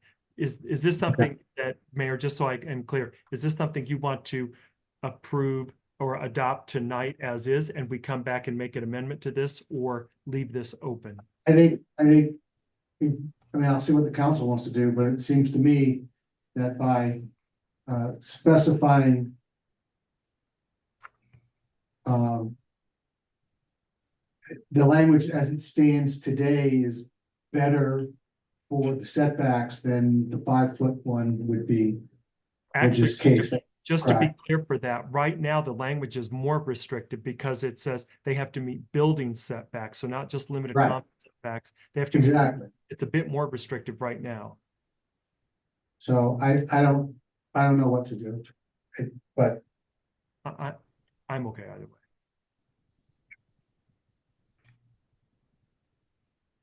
I think let's just do some work on it and bring it back. Let's defer it. I'm gonna suggest we postpone it to a date certain, being next month. Yeah, I'm gonna close public input first, yes, but Is that okay? That works. Council have any, let's get that language cleaned up and clarify the zero lot line units that are around town. And so we get it right. And we may have to have 3 different categories, Thomas. Mm-hmm. You know, say for properties with landed properties, it's X, for zero lot line properties, it's Y, something like that. That's right. And if they cross over a limited common line, it may Common also, area. it may be distance Yeah. between structures just to preserve people's privacy. Yeah. et cetera. So I'll take a Right. look. at that. Okay. Yeah, it may just be side to side and not front to back. Okay. All right, so, although we thought we were ready, we got some great public input, which is why we have it. We've got some really good questions, so I would like to,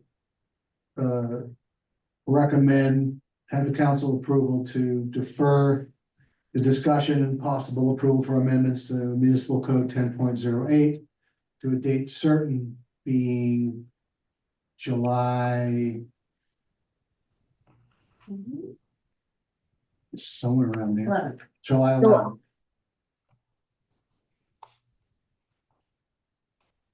You're looking for a resolution? So moved.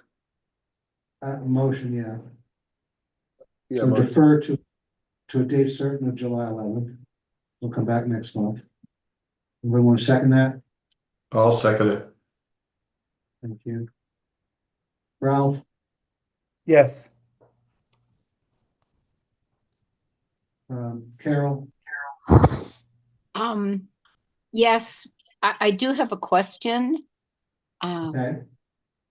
I don't know if this is the appropriate time. What about hot tubs that are already in existence that are right up to the lot line, or in the instance I'm thinking of is the cliff? Yeah. So, That's what we gotta figure out. So Thomas, the other question is there a grandfather if they don't meet whatever we decide? That right now, the way the code is written is that if a hot tub does not meet the proposed setbacks, but did meet the prior code, they would be grandfathered. If you wanted to put a sunset on that, you certainly can, but otherwise they would be grandfathered to keep that there. okay. Then I vote yes. Okay, do I need to restart the vote or is that okay? No, okay. Ralph, Carol, I got, Chris, Yes. defer to next month. Jonathan Yes. and Bob. Yes. Thank you. Okay, thank you all. The next item is general public input. So this is public input on anything that the public would like to put on in front of council that is not on the agenda. And again, the same process. Raise your hand.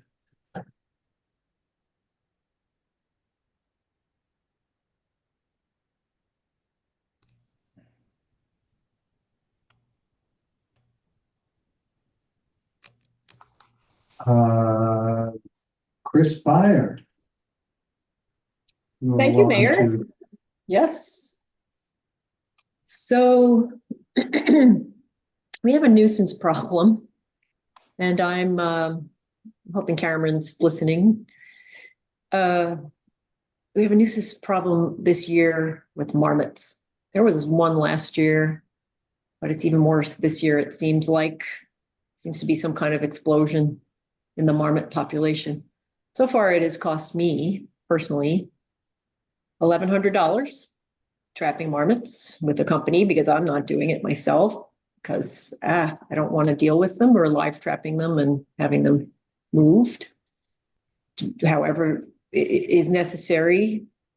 I just had to sign up for another month of trapping today because they are in all the rock walls. So we've got a bunch of rock walls right adjacent to my home, and they happen to be on the golf course. And I believe the population, marmots there seem to be coming up from there. I mean, the same thing happened last year. I did, on my property, I did 1 month of trapping. We caught 3 of them, live trapped them. And then subsequent, at the very end of that trapping period, which ended about a month ago, I did see a coyote who had gotten one during the day. So I was thinking, oh, maybe the coyotes are going to take care of this problem, but no, they're not. So what can we do about this rodent population where they seem to be, burrowing in holes and living in rock piles? How can we attempt anyway to try to keep it at least in check so that it's, not a health threat to anyone living here? So Cameron, I don't know if you've got any comments on that. Or, yeah, so it actually frequently comes up with deer population more so than marmots. It really is a property issue between your property and whatever property that it's coming from. And so there really isn't much that the municipality can do to regulate that. We certainly can look at some type of regulation similar to the noxious weeds or something like that. For example, in a lot of very urban, larger municipalities, if there are rat problems on a property, the municipality can declare that a nuisance issue. I'm not familiar with anything that's happened with ground squirrels or marmots or something like that, but it certainly is an option. I think the problem is just trying to control it to know where it's coming from. And so I think unless the council wants to look at this more, I think it really is an issue between 2 property owners to try and work that out. Well, my adjacent property owner is whoever owns the outlaw golf course, and I wouldn't even know how to reach them. And then, I know with my neighbors, I know how to reach them, obviously, and have a good working relationship, but I do not know how to handle this on my own, except that any marmot that, comes within 10 feet of my house or 15 feet of my house may be enticed by an apple in a live trap. And, but other than that, I don't know what else to do. And it is, I do believe the state of Utah considers marmots to be a health threat for spreading disease.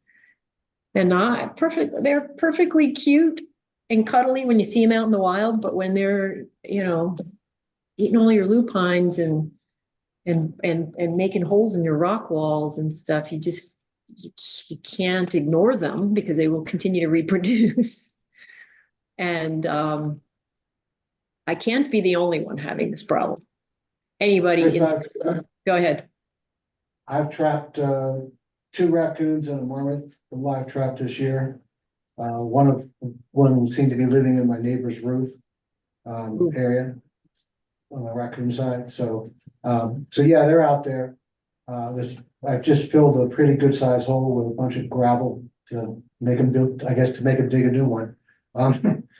But I don't know that it's a municipal issue, but I think Cameron, we can ask, can you check around and see does Park City do something? Does the county do something? I don't know.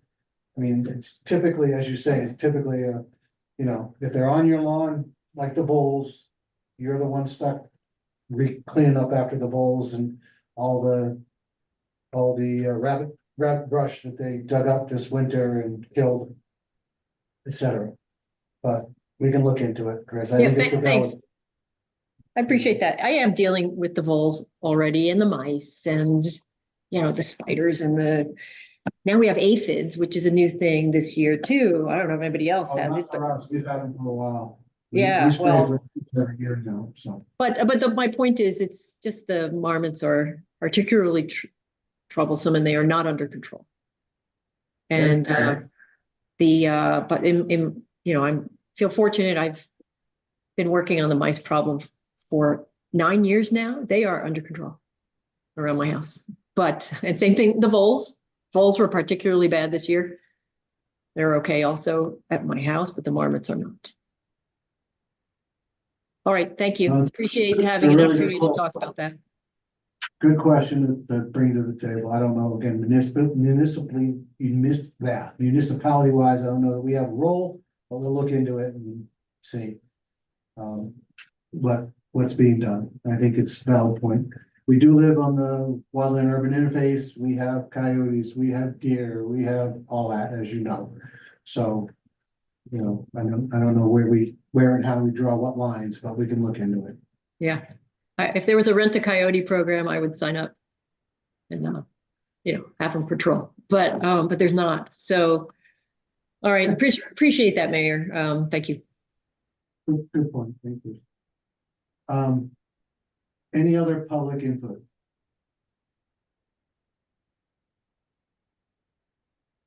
Okay, I'll close that. We'll move on to the regular agenda items. The first one being announcement of the summer concert and silent auction. I don't know who's going to cover that.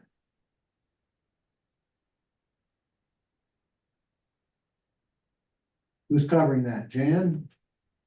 I don't know. We put it on there. Somebody put it on there. Sorry, Jonathan, are you gonna cover that? I can try. Cover it. Oh, go ahead. Go ahead, Jen.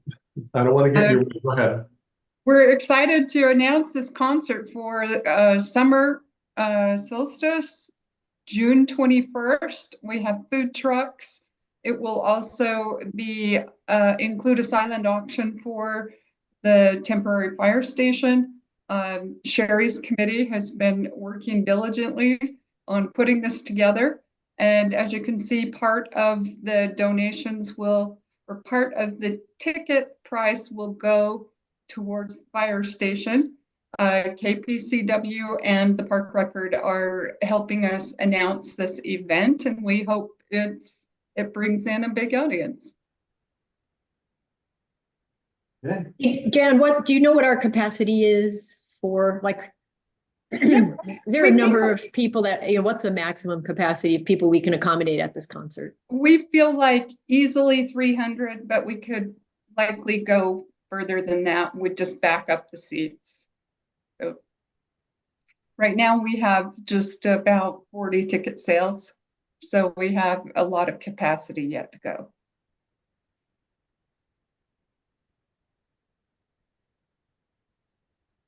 Yeah, I've been meaning to buy mine, but I haven't done it yet, but I will.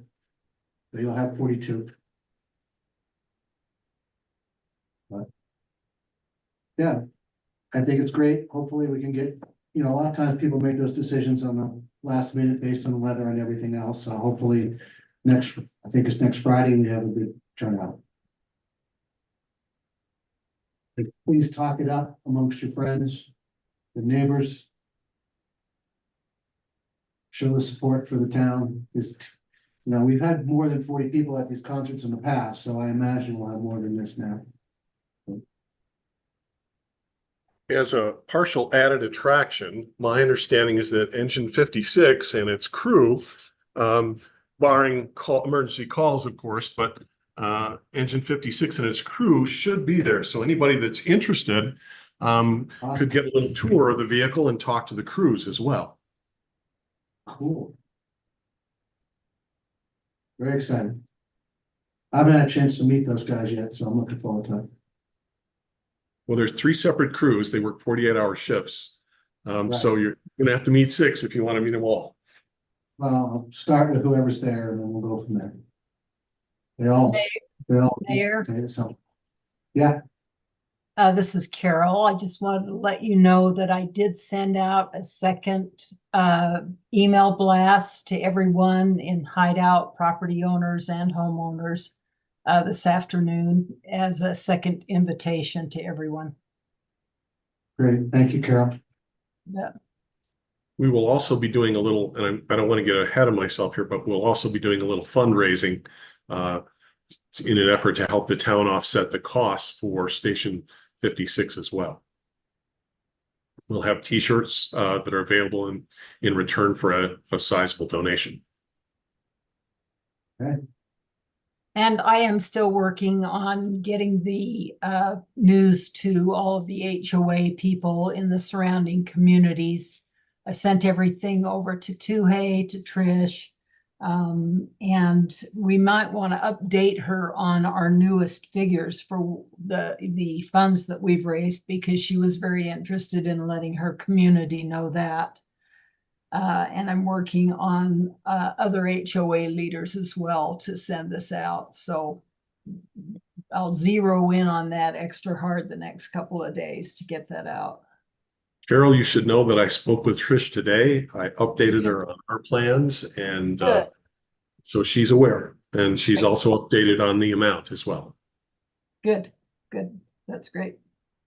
I did have a question for Carol Hazelton. Yes.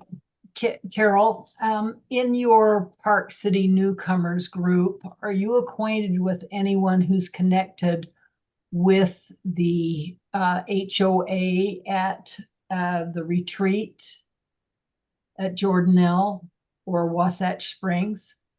Yes, the retreat at Jordanelle, I do know someone.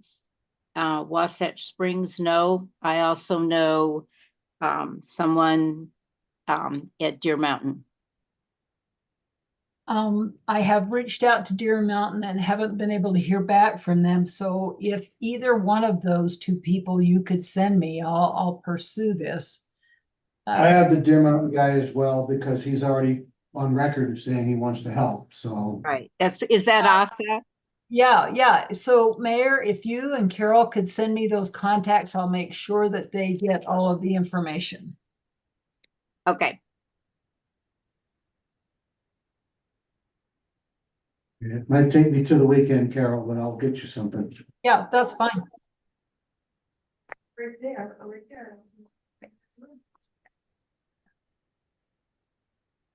All right, anything else on the concert? Does anybody have any information about the silent auction? I mean, I don't know anything about what the intent is. I can address that at least partially. I know that Valerie and Sherry have been working on this, and they are intending on having a silent auction in parallel with the concert. They're putting together some kind of items. I don't really know the details of which, but it is my understanding that it is their intent to have a silent auction at the concert itself.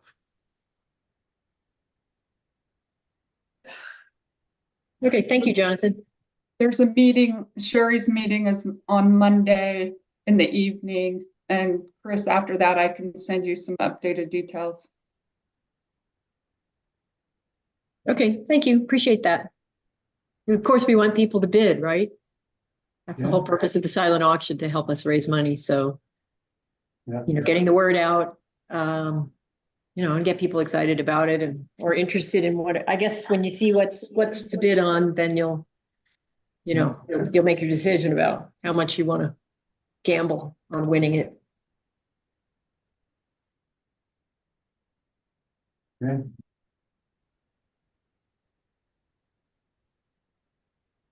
Okay, thank you for that. Good question, Chris. I just assumed there were gonna be things on a table and you put your name on a clipboard and put your amount down or whatever. It's often how they are.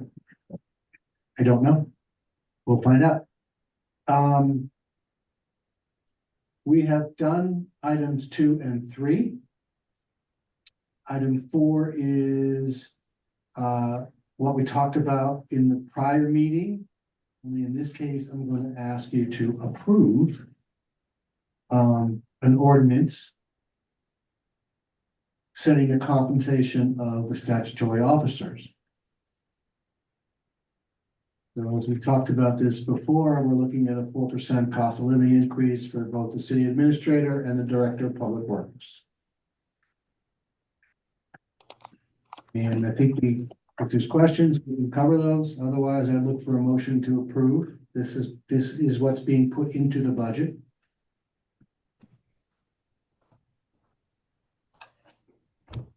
So moved. Second. Bob. Thank you, Ralph.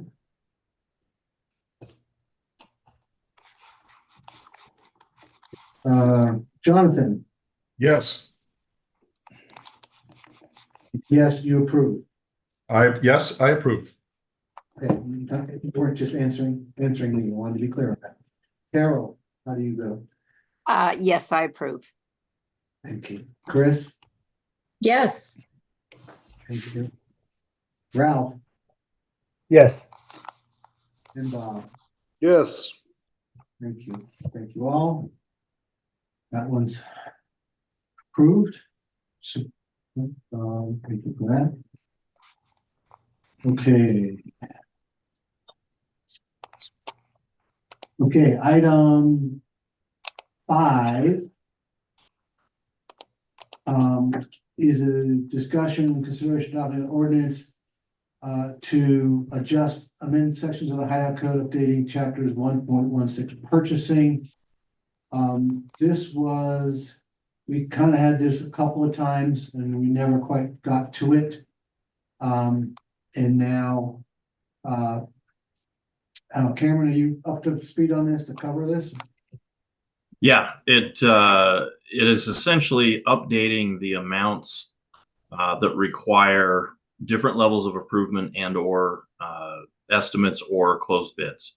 So with inflation and the amount of time it's been since we've updated these amounts, we thought it was worthwhile to update the levels of improvement and also the amounts. So in the staff report, there are some recommendations with some ranges, but it's up to the council to approve the amounts that they're comfortable with. And so we're just looking to have some discussion and direction from the council on that.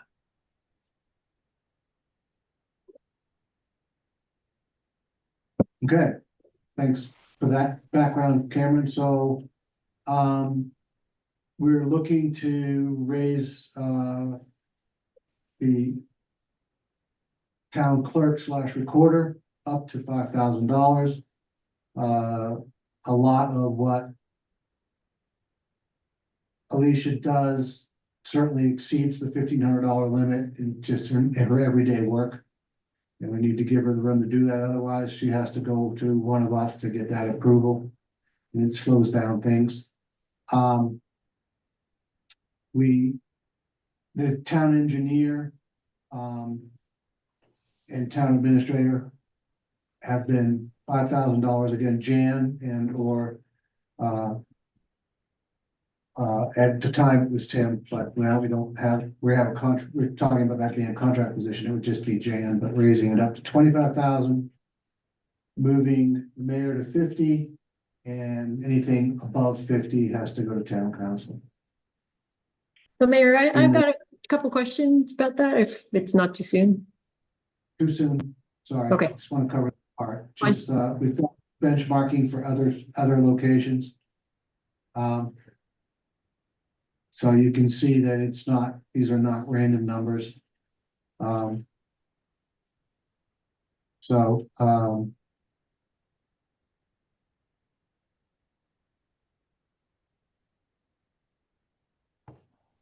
then changing the language so that,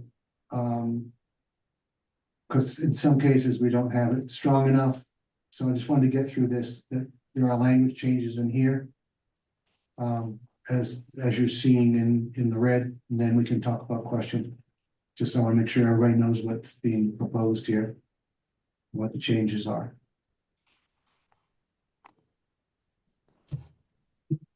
Mayor, do we have, I have a question too. I know Chris did as well. So that's follow.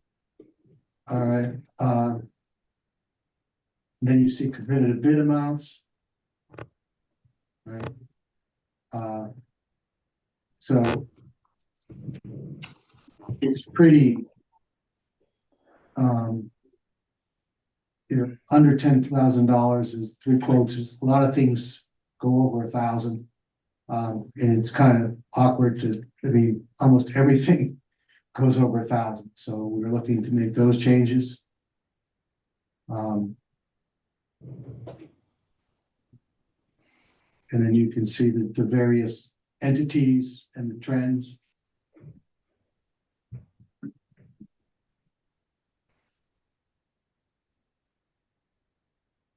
So.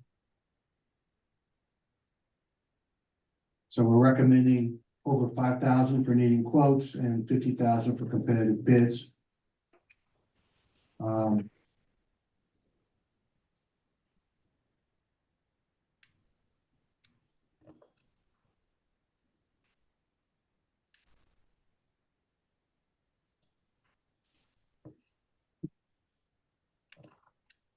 And then for services, looking for requests for proposals above anything over 50, formal requests for proposals, anything over 50. So that's the full lot. So now we can come to questions. Oops, I went too far, I'm sorry. Here we go. So Chris, you had the first questions. Yeah. $50,000 is a lot of money. I don't know how you guys feel, but I think it's a lot of money. Considering the size of our municipality and the kinds of contracts that we might be entering into, it's not really fair to compare us to Heber City. It may be more appropriate to consider us. I mean, we're kind of in our own little niche here, so it is difficult to do it fully apples to apples. So I do want to help remove some of the friction and obstacles to getting things done at the town level. I do agree with that, but being such a small town, I don't think it's that hard to call a special meeting if there's some big purchase that's over $25,000 and you need an immediate, you need something right away, unless it's some kind of an emergency, like we're in some kind of crisis. But I can do it. If we're in a crisis, I can do that anyway. The mayor can do that anyway. Great, good, because we want that. That's part of our emergency plan, right? If there's a risk to health and safety, I can authorize funds and come back and get approval later. Right. As we did 2 seasons ago when we had the snowmageddon. I got approval for the backhoe after the fact. So we could push the snow out of the way. So that. Gotcha. Yeah. So that's an example of one time that happened. So. I mean, what kind of purchases have we had between that 20? Again, I'm fine with 25,000, but 50 starts to feel like a lot of money. What kind of things are in that range? Can you give us some examples of purchasing that we've done in the recent past that's in that range that, you would have come to the council and now maybe it wouldn't if we were to go ahead and adopt this? I don't, I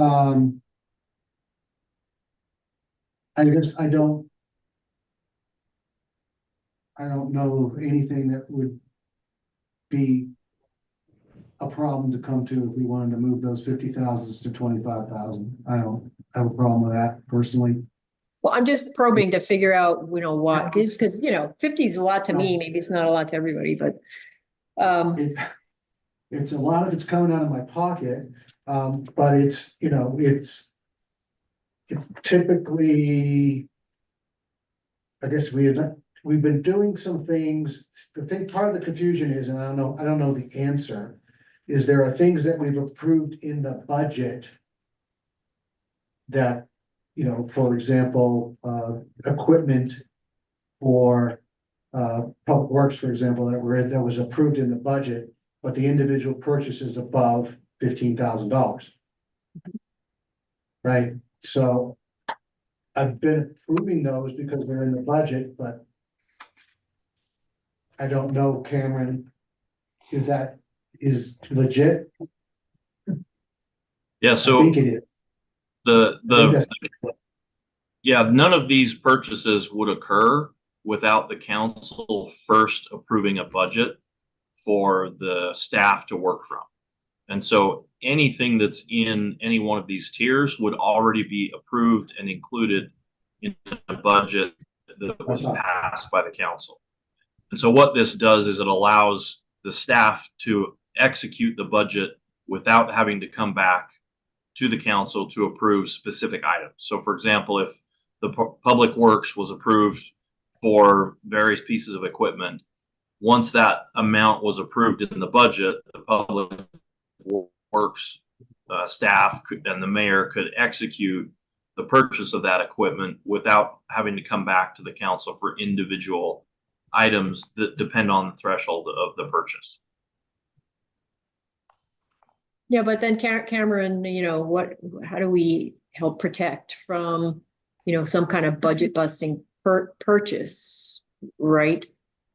Again, this is all hypothetical. Let's say a truck, you have to buy a new truck or more than one new truck. That maybe purchasing that equipment is in the budget, but we were thinking of a used truck through an auction or something, not something brand new that we would kind of lose the ability to question. And then, just to make sure that we have the proper checks and balances. That's really all that I'm about, is just the proper checks and balances so that we're all spending as wisely as we can and still be able to operate. But it's very hard to know what the right amount is, but I do agree in principle. Sorry, somebody else was speaking, but I do agree in principle. We want to get out of their way, right, and let the staff do what we've all agreed they should be working on, as far as the budget. But there still has to be some kind of oversight, and I guess this is our opportunity by keeping the maximum amounts in check to a certain degree. At least we've got the ability, and we only have ourselves to blame if we're not carefully considering, some of these larger expenses. We, the council, would only have ourselves to blame when we're over budget on something because some expense went awry. I'm particularly sensitive right now to our engineering expenses, for example. I don't even know how those would be covered in here. It's not that clear to me how we would keep control over some of that with these new approval amounts and how that would apply. So that's just where I'm going. I just want to make sure we've got enough oversight, not too much so that we're hampering, the ability of the staff to operate and, and respond quickly, and they don't get too bogged down in having to do a meeting for an approval, but finding that the right balance for us without kind of going overboard. Yeah, so I think the tension that you're describing is natural in the form of government that we have, right? The council is the legislative branch. They're the ones that reviews the budget, approves the amounts for the various departments, and then the executive branch executes that budget and goes to move those. So there is always going to be that tension to some extent. But the council's review is before the purchase takes place in how the budget is approved. For example, to use your example of the truck, if the staff were looking to purchase a piece of equipment and they said, hey, we're looking to get a pickup truck and we want to budget $150,000 for that, the council would be like, well, hang on a second, that seems like an awfully new, awfully fancy truck. Can't we get something used for $20,000 or something like that? And so that's the first level of review for the council. And then the second level is on the monthly or however frequently the budget is updated and reported. If there's some expense that seems concerning to the council, you have an after the fact review where you can say, hey, this was approved in your budget, but we didn't anticipate it was this amount. And so we're not going to allow you to expand your budget because we didn't approve that. So there's a before and after review, and hopefully that's enough. If there's not sufficient detail in the budget, then obviously we need to include that. But I think there's always going to be that tension, and so we're just trying to figure out where that level is. I share Chris's concerns, and I have a couple of thoughts that I would put out there for consideration. The first was perhaps all contracts over a certain amount, say $10,000, they should include a not to exceed price. or whatever it is, but all contracts above some threshold must have a not to exceed price. And then secondarily, I would propose that we give the town administrator contract oversight authority and responsibility for all contracts over, I don't know, I'm just throwing out a number, say $30,000 or $40,000 or something like that. That way, we, as Cameron points out, we have multiple levels of, of oversight. And in that way, I think at least I would be a little more comfortable with raising these levels. But I think we need to think about at least some way to increase our, multi-level oversight of these kinds of things so that, we don't run into, oh my gosh, how did we get here kind of scenario that Chris described. I'm going to jump in here too, because I wanted to make some comments after Chris. Agree, Jonathan, with what you're saying and some of the other, detailing of what the numbers are. And Chris, I think you summarized a lot of what I was thinking along the same lines. What, and what I don't know is what is this bias? Because we haven't done enough, I haven't got enough information here as to what are the data points of how many purchases have we made that would now fall into a new category and who would make those. So to some extent, I don't feel like I've got all the data. And similar to Chris, I think that, 50,000 on a $2 million budget, maybe a higher number than 50,000 on a $25 million budget at Heber, which is kind of the ratios. So I might be a little less concerned, but nevertheless, you never want to, you want to follow your dollars in and out of your town or your business. And I'm not quite sure I feel comfortable with, so to speak, that cash flow on expenses. There were a couple of other things that I saw here. Purchasing from a single sole source provider, can be done using good faith. Not quite sure what good faith means at a town level from a purchasing standpoint to include those words. I'm sure, Cameron, there's a definition, a standard kind of definition that goes along with that. But just wondering how tight that the guardrails are around that definition. And then maybe purchased at public auction. I also heard that come up. I think maybe Chris mentioned that as well. But what does that mean, and what's the latitude and the guardrails around some of those things? In principle, I'm for expanding the authority to have higher purchases, but I don't feel like I've quite got the data and the comparative data and the step-ups at this point. So that's where I'm falling a little bit short. I always like to deal with, show me the data, guys. I'd like to start a little bit more with that. But overall, I think, this is a good movement. We don't want to restrict people from doing their jobs. We want to speed things up, but let's do it with judicious, good oversight.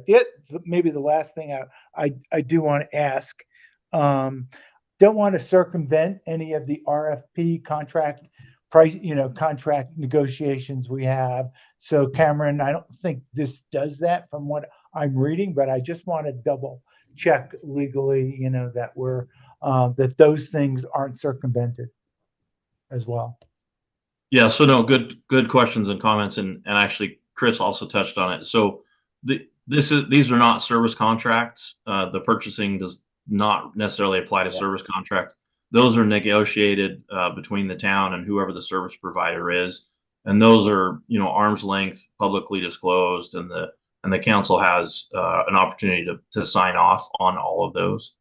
This is really more equipment, software, more things than it is services. And as far as the sole source, we would have to articulate specifically for that product why it is better or there are no other alternatives. And so there is no really clear line standard for that, but we have to be able to articulate why this product that we're recommending for sole source is the only one or the best one given whatever the circumstances are.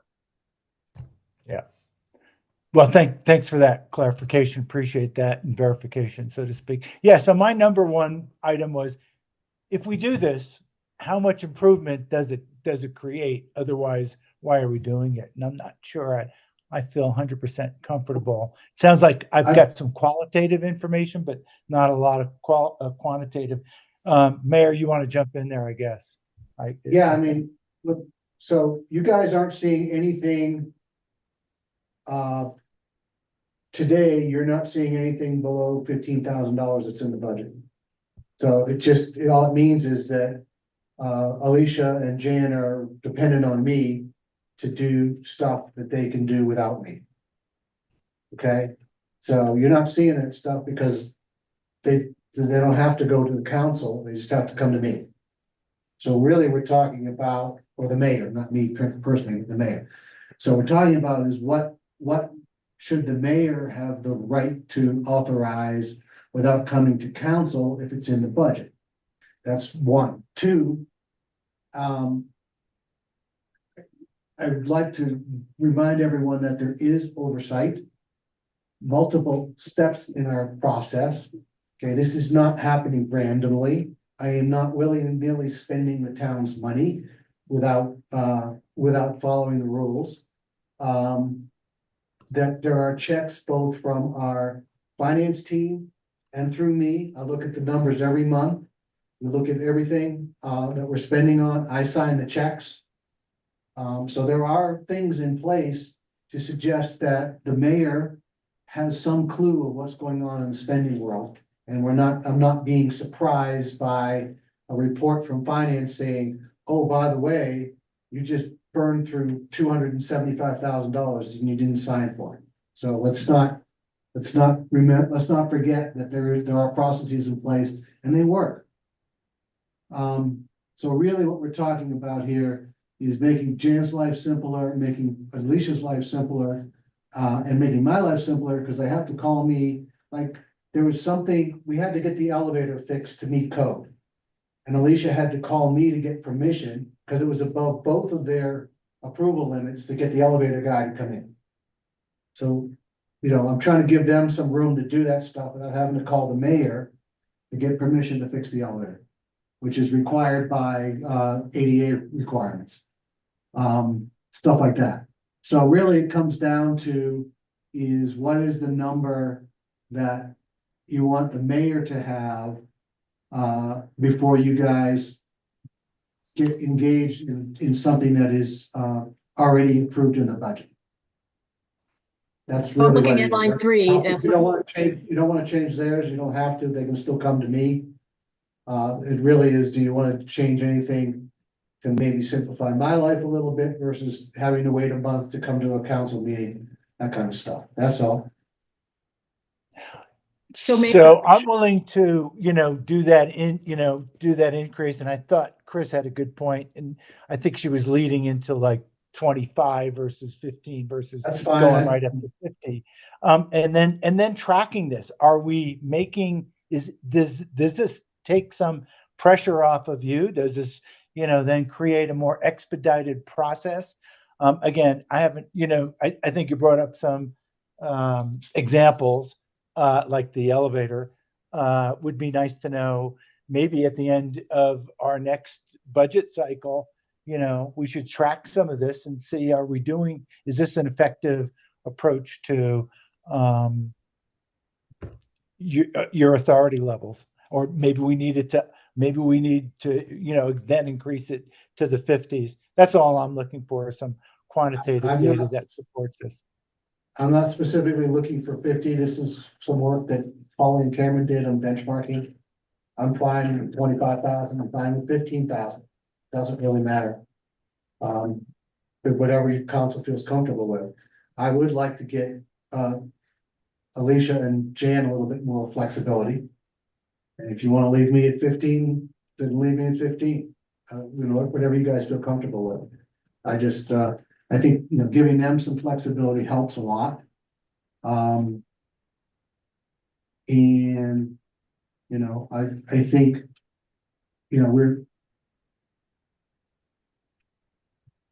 25,000 is about 1%, no, 10%, not 10%, 10, 1%. Yeah. 1% of our budget, so I don't think that's that bad if we make it to 25,000. I think 1% is in the realm of reason that a mayor could be accountable for something that was approved in budget. I don't see that as being out of range.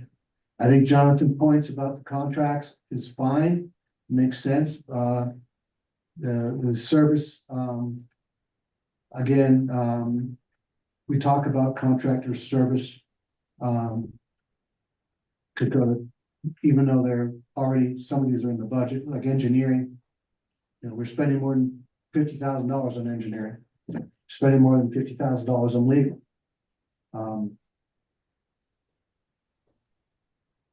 So, that's fine if you want to, we can move those to wherever we need to. 25 is fine. In my view, I don't see that as being, it might take a few things off the plate that I have to come to you with right now. And shorten our meetings a little bit. The bid So amounts, in the verbiage here, Mayor, there's a number of changes that looks like they have occurred from 1.16.035 down into the document, like things like splitting contracts. Yeah, I had some questions about how that gets monitored, because it appears that we have some changes. I don't know where exactly they are. But usually the lines indicate that there was a delta there. well, we do, I mean, we share professional services around multiple engineering companies, depending on their capabilities. But we look at all of engineering costs each and every month as part of the, financial reconciliation. We have to turn to the state. And we review those quarterly with the council. But as far as, it's just, I think it's good practice. If you need to buy 100 units and you want to get it all done in 1 year, then you shouldn't buy 50, because that way we don't have to come to council and then go buy the other 50. Right? Yeah, agree. So that's, yeah. right. So that's all we're trying to get covered there, is making sure that it's, even though we don't do that, we have to be clear on that. Our code should say that, so we don't have, and our people need to know that, so they're not saying, well, I don't have to ask the boss on this because I'll do 3 this week and put them in, and then another month I'll buy 3 more. And that way I'll get the 6 I want without having to go ask anybody. So yes, there's always a risk when you raise the limits, but there's also an advantage, I don't know, advantage, there's, a flexibility and efficiency advantage by giving, particularly these are long-term employees, who've done a good job for us. And, I feel comfortable giving them the room they need to not have to call me because they want to do an elevator fix or whatever. So, guys, there's always, there's a line somewhere. We all have to understand where that is to decide what we're all comfortable with. I'm fine with wherever you think you want it to be. We have a responsibility to the public trust to do a good job here. This is public money. But I want to reinforce that there are oversights. We do have processes. These things are not randomly done.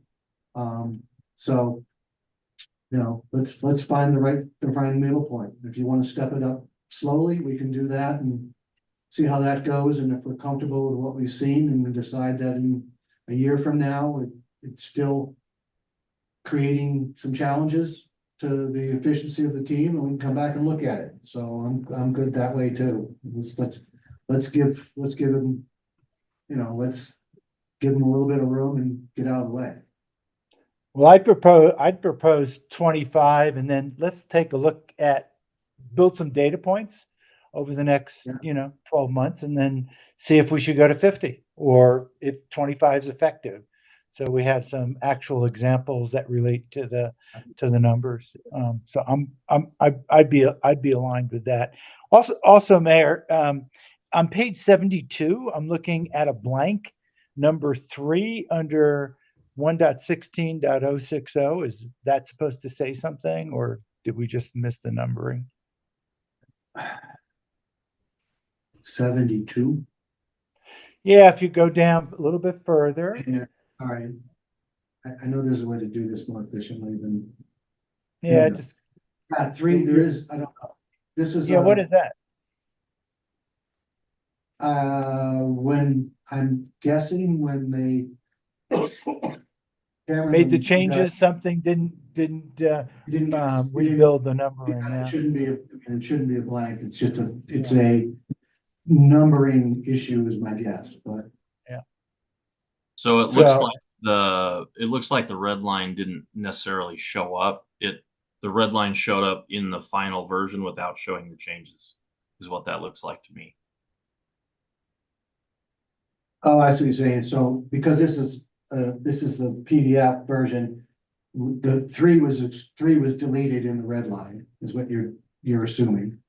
Yeah, and anywhere that it's got that line off to the left-hand side, something was edited within that section. Right, yeah.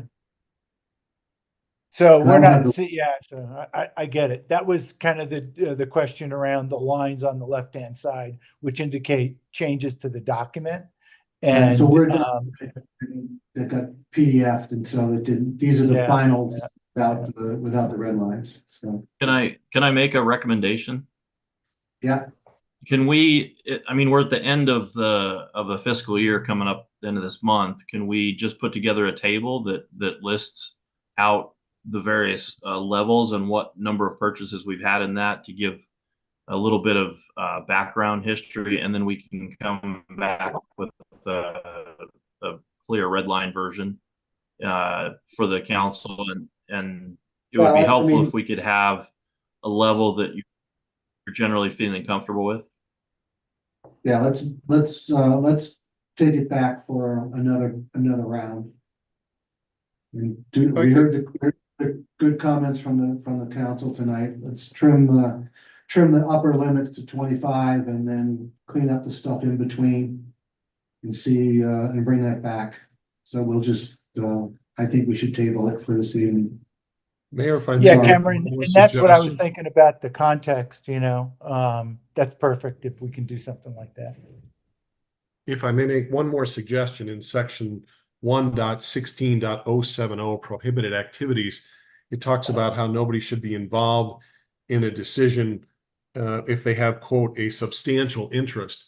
I have no idea what that means. And I might suggest that instead of we strike the word substantial and insert the word any interest. I think if any of us has any interest in any purchase, I think it's incumbent upon us to disclose that up front, rather than trying to figure out what a substantial interest is.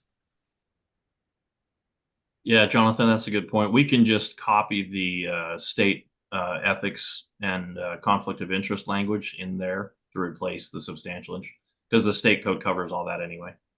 Yeah, we have an ethics policy anyway. Yeah. So you're supposed to be able, self-managing and stepping forward to say, I can't participate in this particular item because it's a conflict. Yeah, I just don't want there to be any conflicts between our various ordinances. Yeah, we can certainly. So Cameron, can you make that note as well? Okay, good comment. Good comments all. Thanks for your input. Very helpful. If we're done with this, let's move on to the next one, because it's already 8:30.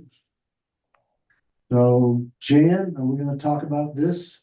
Yes, so annually, the state requires us to do a fraud risk assessment, and we have completed that assessment.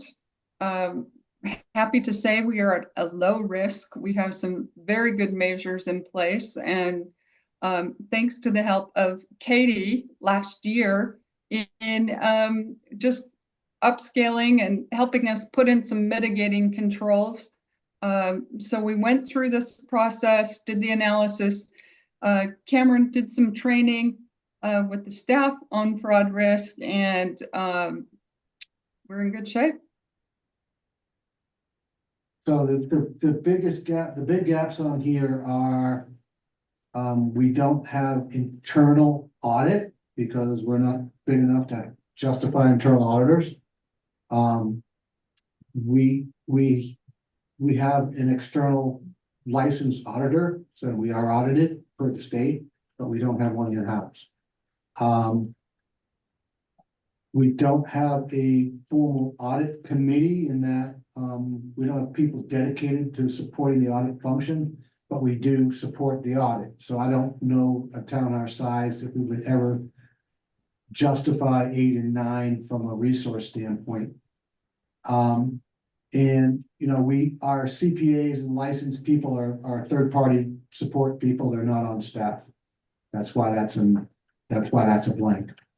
Because we don't have a direct town employee who is a licensed or certified any of these.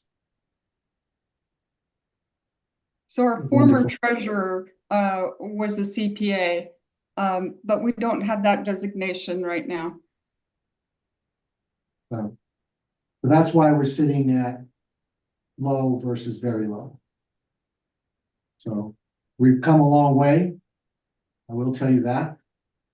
As those of you who have been around a while know, we were up in the highs early on. And we've come a long way. So I'm going to say thanks to Carrie, thanks to Katie, thanks to Jan and all the efforts they've put in here. We've really, so as we were just talking about, we have processes in place. We have people who are watching this stuff and paying attention. So. Is there a plan, or are we trying to move up the scale on this? Well, we're continually looking for improvement. Yes, we've talked about seeking a treasurer who has a CPA. That would give us 20 more points. So we're always looking for ways to improve those. Okay, thank you. So that was just information. There was information for you guys to be aware of and know what's going on. It was not there's no, they have a discussion, but there's no action per se from that presentation, unless you guys have something you want us to take on.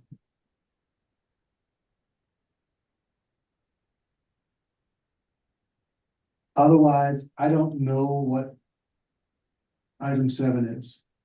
So in an effort to increase communication with our affordable housing community, I've reached out to various members in Wasatch County, and we had our first meeting. It was a storming and forming meeting. There were 9 people present. And we discussed ways which we could provide. The mission would be health and well-being for all residents in the Hideout community.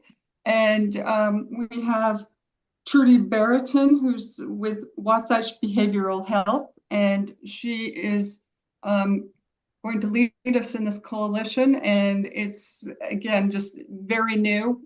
We met last month for our first meeting, and we're meeting again next week. The intent again is to integrate our communities and get more involvement in our Deer Waters affordable community. Deer Mountain affordable community. Sorry, Deer Mountain. So a couple council meetings ago, I think we talked about how do we try and do a better job with the affordable community and continue to try and keep them in our sites. And Jan has been working on that, as she just described, now that she reminds me what that's called. In trying to reach out to them, understand needs, and see how we can better support the needs of the residents in the affordable community. So kudos to Jan for taking that on. And we look forward to seeing what actions come out of that discussion, besides the ones you just described, Jan.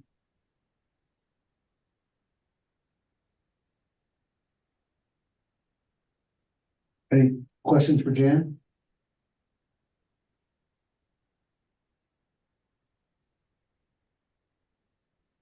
Okay.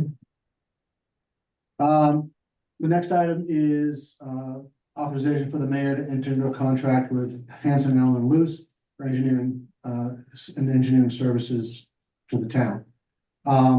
So some months ago, I came to you with a request to enter into contracts with 4 different engineering suppliers, engineering services providers, because we were going to, point some of the activities towards one or the other based on their skill sets.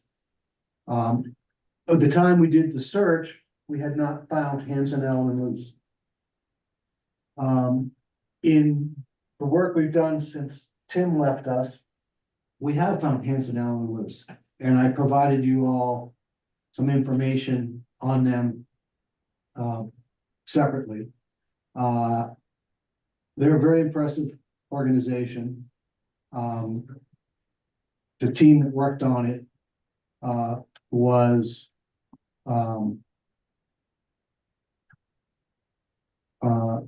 inclusive of the folks that touched the pieces of engineering around the town.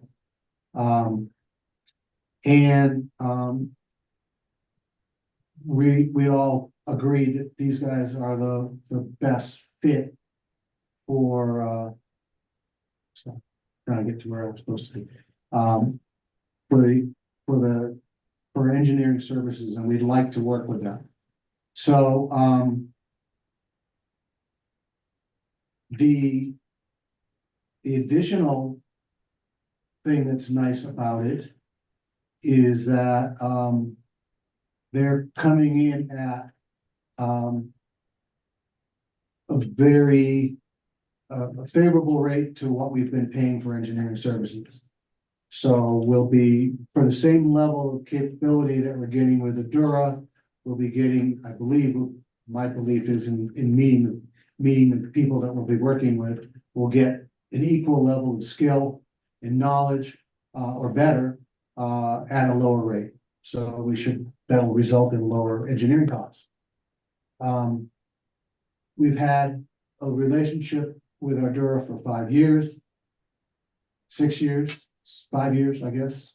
And they've done a great job for us, and I don't think they're gonna go away. We'll be using them for some aspects of the work that goes on in the town, but I'm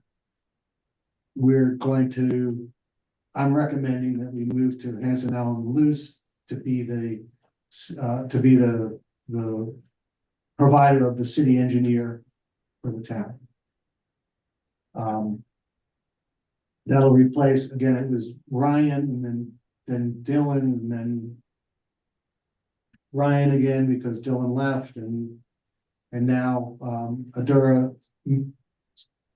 management company doesn't really want to be in the city engineering business, so we think it's a good time to make a change. As I said, I've sent you all of you that info. There's language in here for the contract that Polly reviewed and Hanson Allen reviewed. It's the same language that we had for the other contracts with the other providers, so there's nothing really different in here. It's just that I can't approve this without your support. So that's where we are. So I'll take questions if you've got them. Jonathan, you did bring up a good point. And that's one of the things I've talked with them about, and one of the things Jan is working hard on is we're working hard not to have double and triple representatives at a session. It's just, you know, they by having, and Hanson Allen and Luce, when we talked to them, were, you know, very strong on that. They said that, you know, they're going to only bring the right level of person to the team. You know, they're going to bring junior people and junior people can do it, but we won't have 3 people in the meeting. They'll have those discussions themselves and have only one person that needs to be there so that we don't have, you know, double billing hours or triple billing hours in that session. So they were aware of that risk. They talked to us about it before we even talked to them about it. They got a lot of municipal experience. They're really sharp guys and that stuff. So yeah. You know, Mayor, thank you for that. That was a big concern of mine. I'm glad you're all over that. I would like to see one other thing in the contract, and that is detailed billing. In other words, you know, a description of exactly what services were performed by whom, on what date, you know, and I'd like to see that level of detail such that, you know, if we end up passing a bill through to somebody, we don't have them saying, well, I'm not paying this because I don't know what we're doing. And so if we could get detailed billing instead of block billing, for each provider, how much time they spent doing precisely what on what day, I think that would push us forward a long way towards transparency and a good feeling about the money we're spending on these projects. So that data exists, Jonathan, even with the current contracts. We don't, we have collected it historically.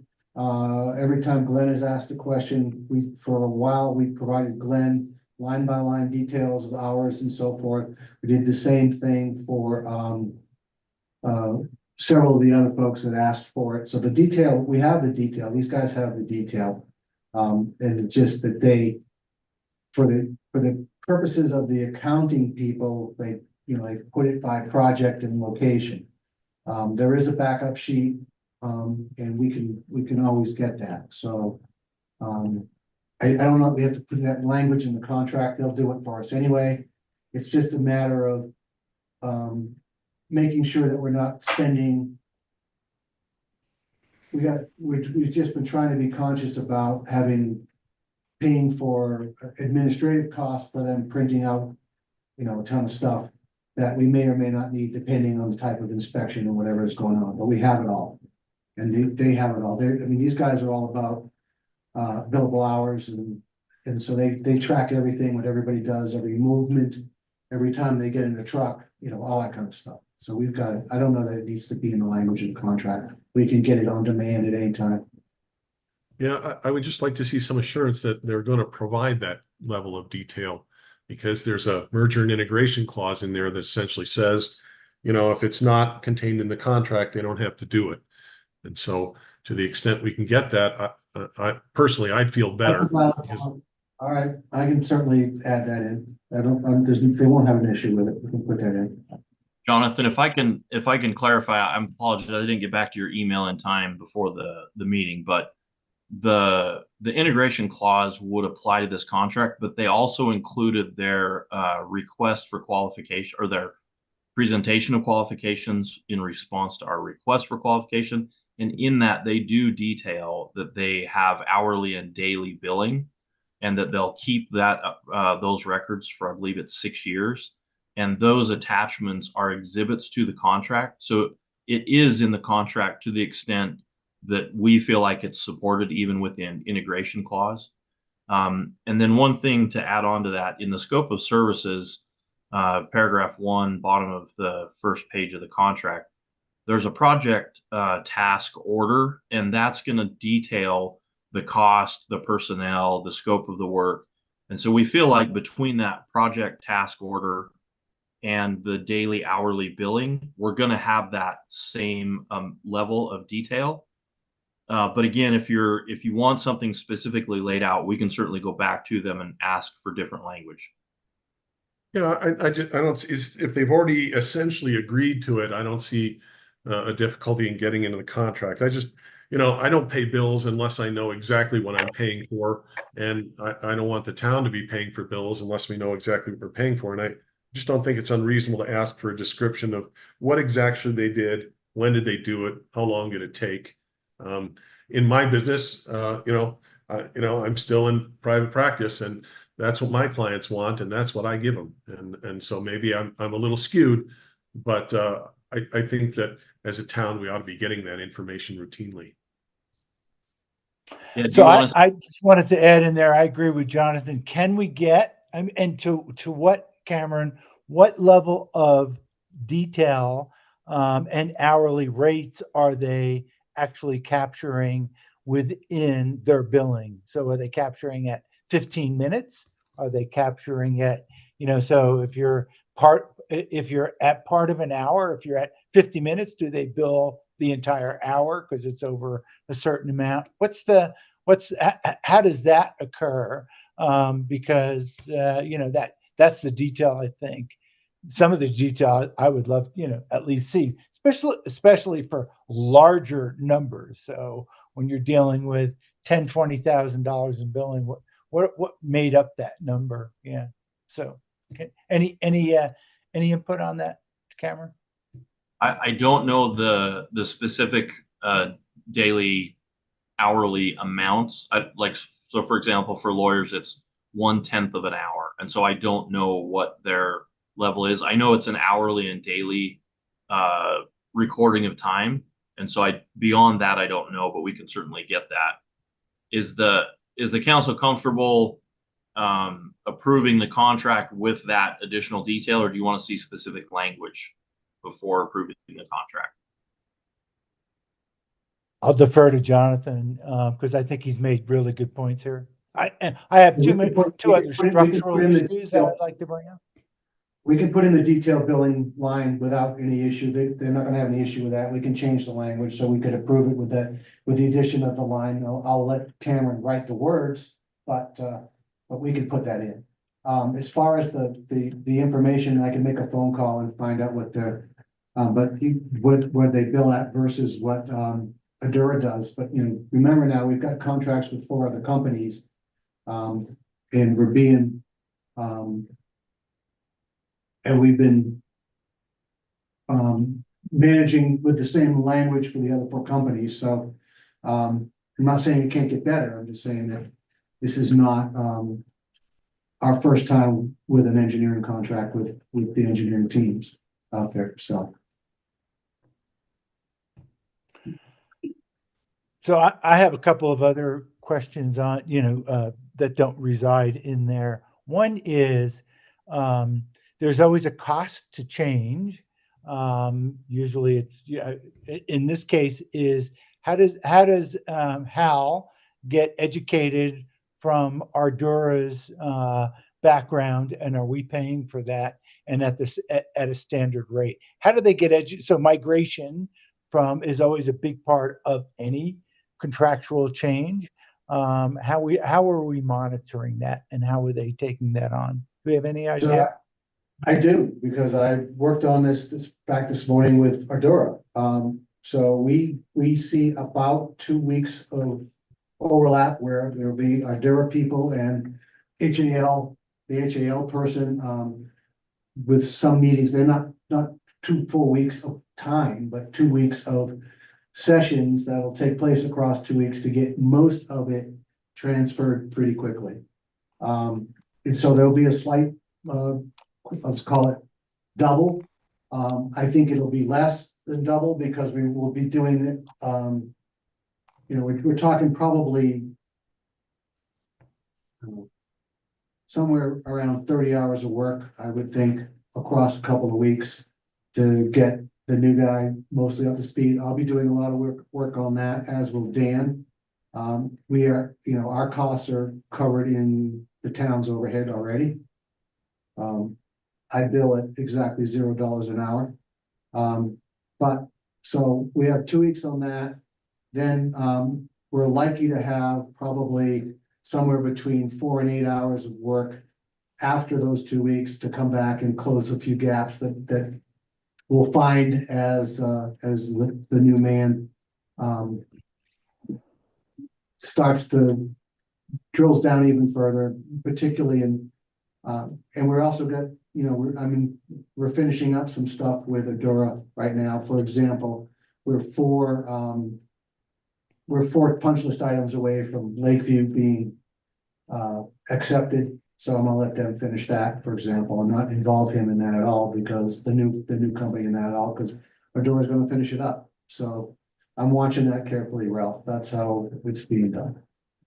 Okay, so, you know, it sounds like a limited time, you've got the plan in place. And there's always going to be some double billing when you transfer services from one company to another. That's inevitable. Just was wondering how you're managing that. Thanks, Mayor. I did have one question here on insurance. I am involved with our global insurance program at Amazon, and I have a CPCU and ARM, so I know this fairly well. One of the issues, so on section 7 here, we have insurance, general liability, and by occurrence, et cetera, and aggregate limits. Right now, with the biggest problem in the industry is what they call social inflation, which means claims have gone inordinately high due to legal costs and other situations, and everything from climate. So this is it's really a pandemic, but certainly an issue in the U.S. massively. I don't know if these limits reflect, the likelihood of protection for our town. So 1, 1, and 2. I mean, I got that. I've got that in my own umbrella, and in a business sense. So what is there, Cameron? Is there a standard at the state? Is this the lowest level? What's the acceptable level for indemnification here? Because to me, knowing the insurance industry as well as I do, this seems awfully low. So these are the amounts that we have used from other contracts. There is a state minimum, but I don't know what that is offhand. The amounts that we've listed here were what we evaluated as the acceptable limits for the type of activities that we're trying to insure. Yeah. I can just I can just share with you, what they call social inflation is driving every insurance company and reinsurer up the wall, because of the acceleration in claims costs. So, I mean, are we protected here is really what I'm asking. So these are, typically,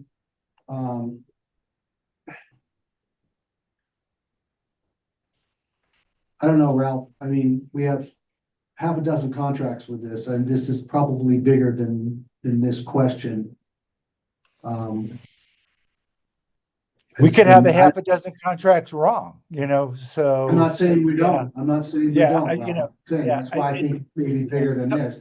I don't know. Can we look at this and maybe even ask them for additional limits?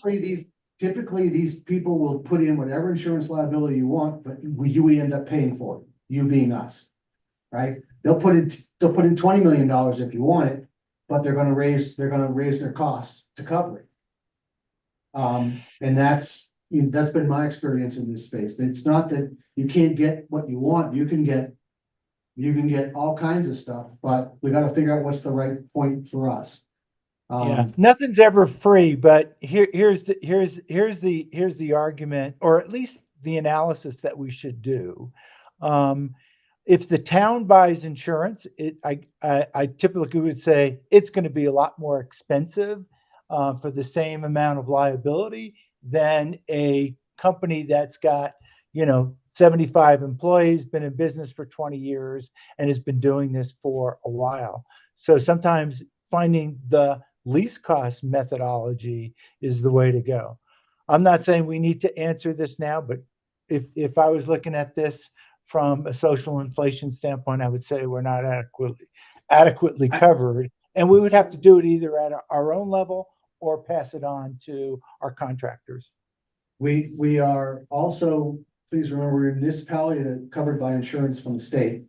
Okay, so let's remember that as well.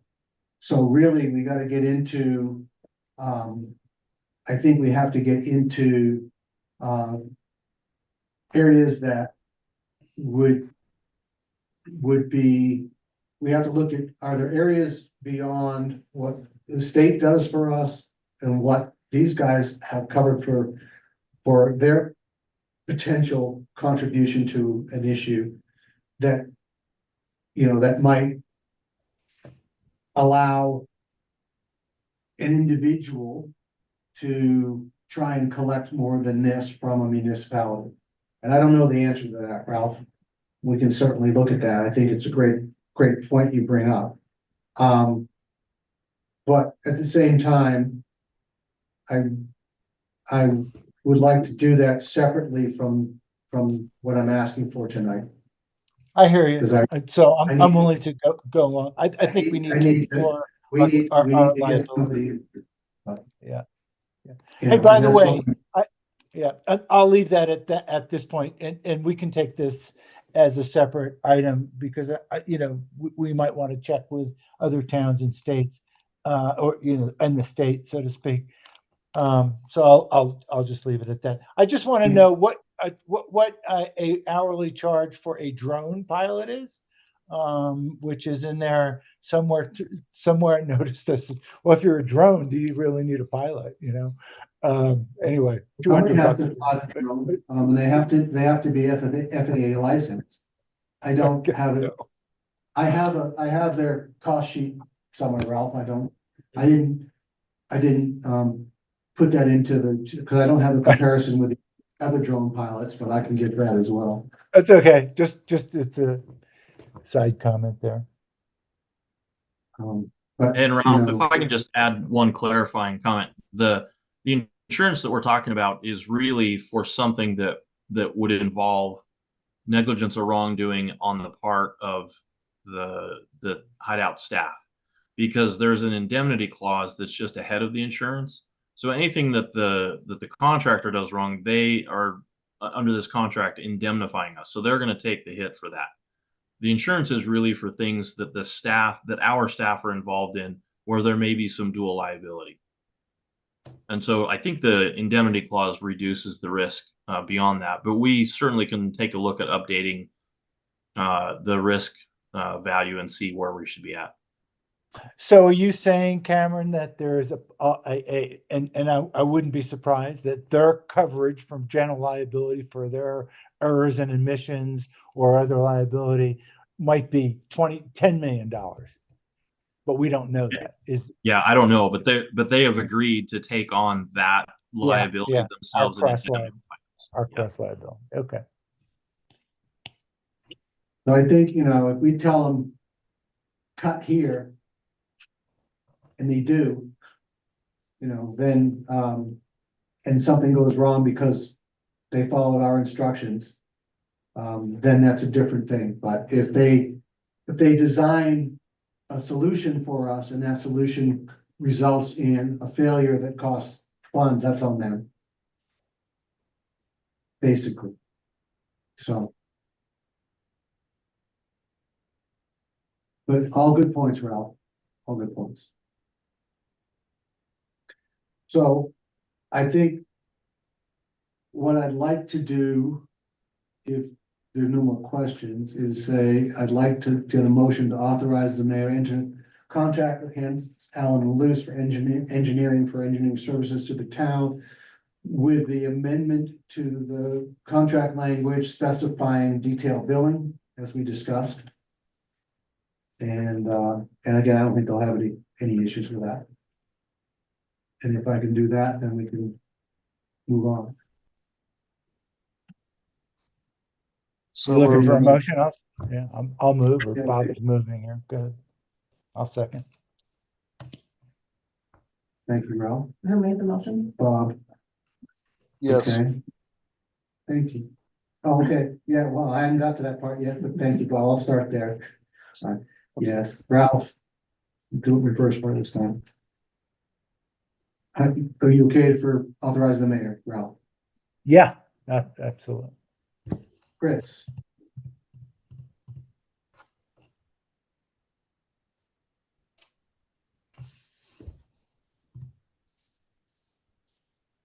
Yeah, I'll come back. Mayor stepped away. Jonathan? With the changes that you mentioned, yes. Thank you. Carol? Yes. Chris, you okay are you back? Chris, You you're there? muted. You are muted, Chris. Yeah, I stepped away, dog problem. I'm back. I was just, we were just taking, looking for, feedback on the authorization of the mayor to enter into the contract with the language changes we discussed earlier. Yes. Thank you. Okay, Hey, thank you all. Thanks for your help on this, Cameron. yeah, Jonathan, just put some language in the chat, something along the lines of that detailed billing language. Would that work for you? Sure, I'd be happy to do that. If I can figure out how to do it. Let's Well, you see. can just send him an email too. Yeah, Cameron, how about I send you a regular email? Okay, that'll work. I'll carve in the mayor and Jan on that. All right, thank you. All right, item 9, and this is a little bit of history here before I jump to it. Some time ago, there was we had a meeting where we put together some language in our interpretation of the master development agreement for the town of Hideout.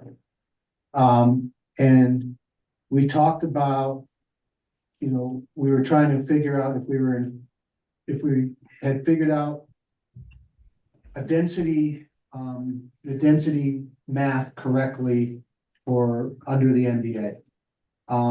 And in the result of that was that we were challenged on our interpretation, and we realized that we needed to make a correction, and so we did. And we put a letter together, and Polly issued it, stating that, that our interpretation was not, the initial interpretation wasn't correct, and we were modifying that. We submitted that letter, but and in a recent legal case, the judge said that because the letter had not come from the mayor, came from the attorney, that it wasn't necessarily a reflection of the town's town council's support for that letter. So we're bringing that letter back to you at the advice of our attorneys to get you to approve the same thing we approved before, but in both in the public record and with the council approval on that public record, so that we can then submit it back to the court.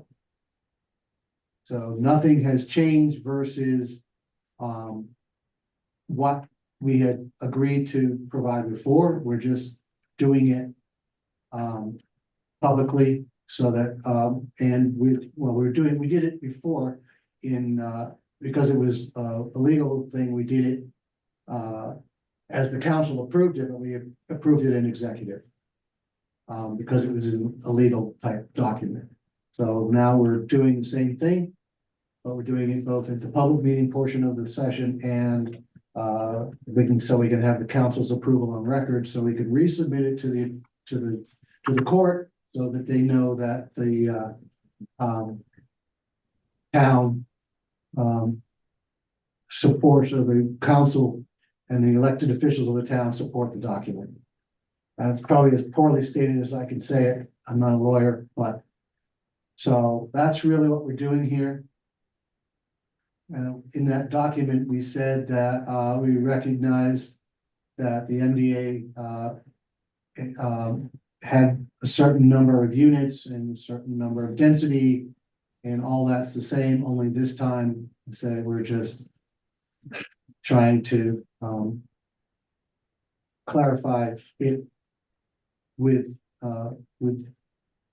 council approval as part of the public record, so that I can submit it back to the court. So this happened before Jonathan was part of the council. The original was, I don't even, months, maybe years even ago. Because it goes back to 2021. So that's what we're doing here. Nothing's changed in our letter, other than as I said, we're just doing it together. So I'm happy to answer questions, but it is what we've said before. Cameron, I don't know if you got anything to add to what I just said. No, I think you captured it. We're just ratifying, the council is just ratifying the prior position. And so the council ratifying it makes it a public record and makes it the official position of the town rather than an opinion from the attorney. Thank you. That's the ratification was the word I was looking for, even though it's in the top of the page. So that's really what this is.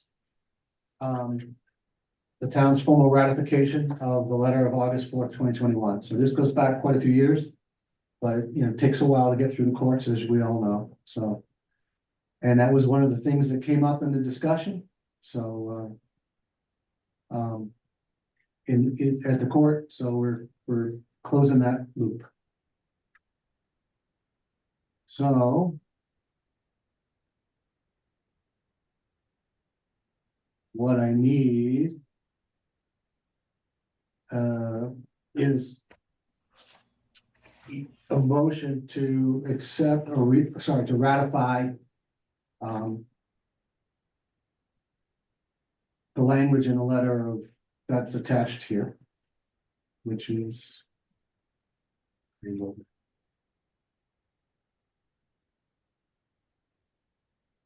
let's ratify formally ratify Polly McLean's letter of August 4, 2021, and and disavowal of the analysis of the staff reports regarding shoreline phase 3.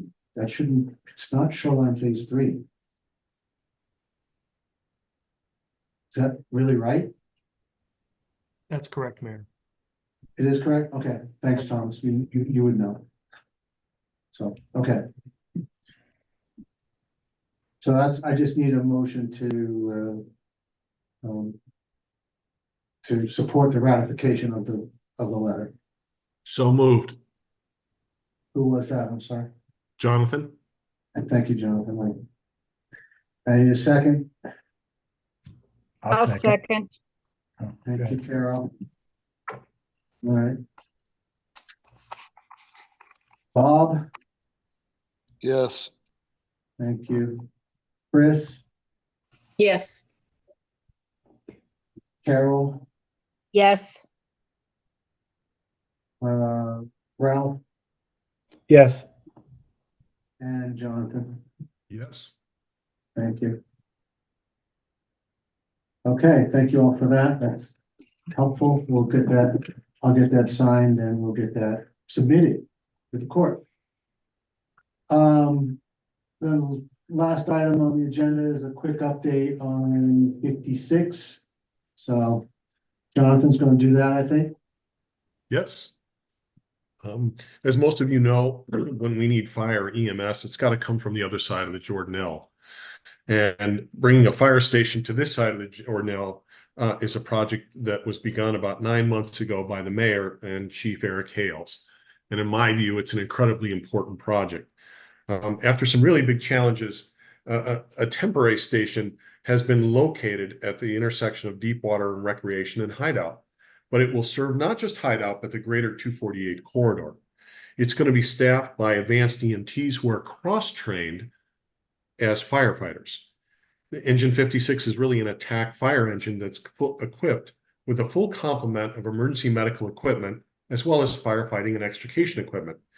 It's extremely important to those of us on this side of the Jordanelle because it's expected to reduce the response times by 8 to 12 minutes. Response time reduction is critical. That 8 to 12 minutes is really going to make a huge difference in fire and certainly EMS outcomes. Fire has been said to double in size every few minutes. The American Heart Association has cited statistics that said for every minute you are in a medical cardiac arrest, your chances of survival drop by 7%. So you don't have to be a math genius to figure that out. Moreover, being within 5 road miles of a fully staffed and operational fire station is generally considered to place us in a lower risk class, although every insurance company does it differently, but that's the generally accepted concept. So there was no money in the town budget for this, but the mayor felt it was so important that he moved ahead anyway. And candidly, I'm grateful that he did, because this is going to make a big difference in public safety. The town expended considerable funds in site exploration, selection, and engineering, while the fire department has purchased the equipment, the structures, and it's going to provide the staff. So the town launched a fundraising effort to try to recoup funds that weren't in the budget that will be anticipated to be expended by the town in connection with getting this up and running. The goal is $200,000. GCD Development has graciously loaned an undeveloped lot for the site. The town has raised to date about $45,000, which includes a pledge by Rocky Mountain Power for $10,000, for which I think we should be very grateful. But the fundraising efforts continue. So at the town concert on June 21st, Engine 56, barring emergency calls, of course, is expected to be in attendance. We're having some T-shirts printed up that essentially say Wasatch County Fire Department supporter. And in return for a tax-deductible donation of $50 or $55, we're nailing that down now, you're going to be able to get a T-shirt. Of course, you'll be able to donate more, and we hope you will. But in any event, we're going to be doing fundraising at the June 21st concert. Our next step involved reaching out to local HOAs and businesses, and we're nailing down the process for doing that. Then on July 6th, Talisker HOA is going to be doing their own separate fundraising event for this cause. And so we're kind of looking forward to that as well. And then stay tuned. I'm told that we're working on a chili cook-off for some time in the fall, at which we will also find some way to raise some funds. All of these donations are tax deductible. We're accepting these donations now. You can go to the town's website and search Station 56. There's a QR code there, or a website you can go to. And so that's where we are and where we're going.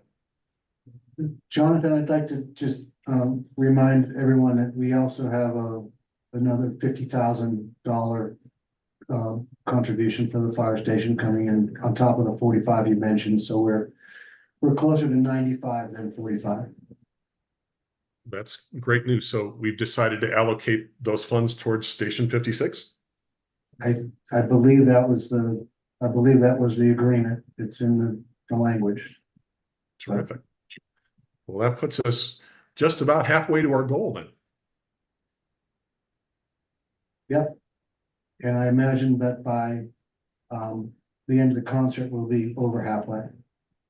And we've yet to start the discussions with the businesses and the other HOAs on the 248 corridor. So I'm feeling very confident that we're going to meet our goal. I think so too. So Mayor, thanks for your leadership on this. You and the chief got this thing rolling, and then the rest of us have just kind of been pushing right behind you, trying to make this happen. And I think, I know the pad's poured. I don't know if the building's up yet. I've been away for a couple of days. I don't know if it's not up, it should be up shortly, I assume. So the building, they're awaiting a meeting with Rocky Mountain Power to make sure that the building is far enough away from the power lines. They think it is, but they want Rocky Mountain Power to weigh in, and if necessary, a little more concrete, and the building can be slid over a few feet. But we don't see any obstacles in getting this up and running that are in any way significant. Good. I'm excited. We're all excited. Gonna make people sleep easier. Knowing that help is just minutes away. Yeah, literally an 8 to 12 minute reduction in response time, depending on where you're located. That's a really big deal in the fire and EMS business. Yeah. So we're excited. Thank you for that. All right, I don't know who's left on for committee updates. Chase is back on. Hmm? Chase is back on. All right. We're gonna get this to go where it's supposed to go. All right. So first is planning commission, and Chase, welcome to the planning commission. Now you can talk to us as a member of the planning commission instead of a homeowner. Yes, yeah, thank you so much. I'll try to do my best this first time, giving you some updates. So should I just jump in on what I have? Jump right in, yep. All right, great. Okay, so I've got 4 updates from the Planning Commission Committee. We will be hearing from Tim Schoen, who is bringing us an updated concept plan of Hideout Point, which has a new name, Wild Horse. He is looking at a mixed-use development, which is located between Claim and the Wolf property. The commercial will be on the SR 248 side and single-family residential proposed up to the hillside.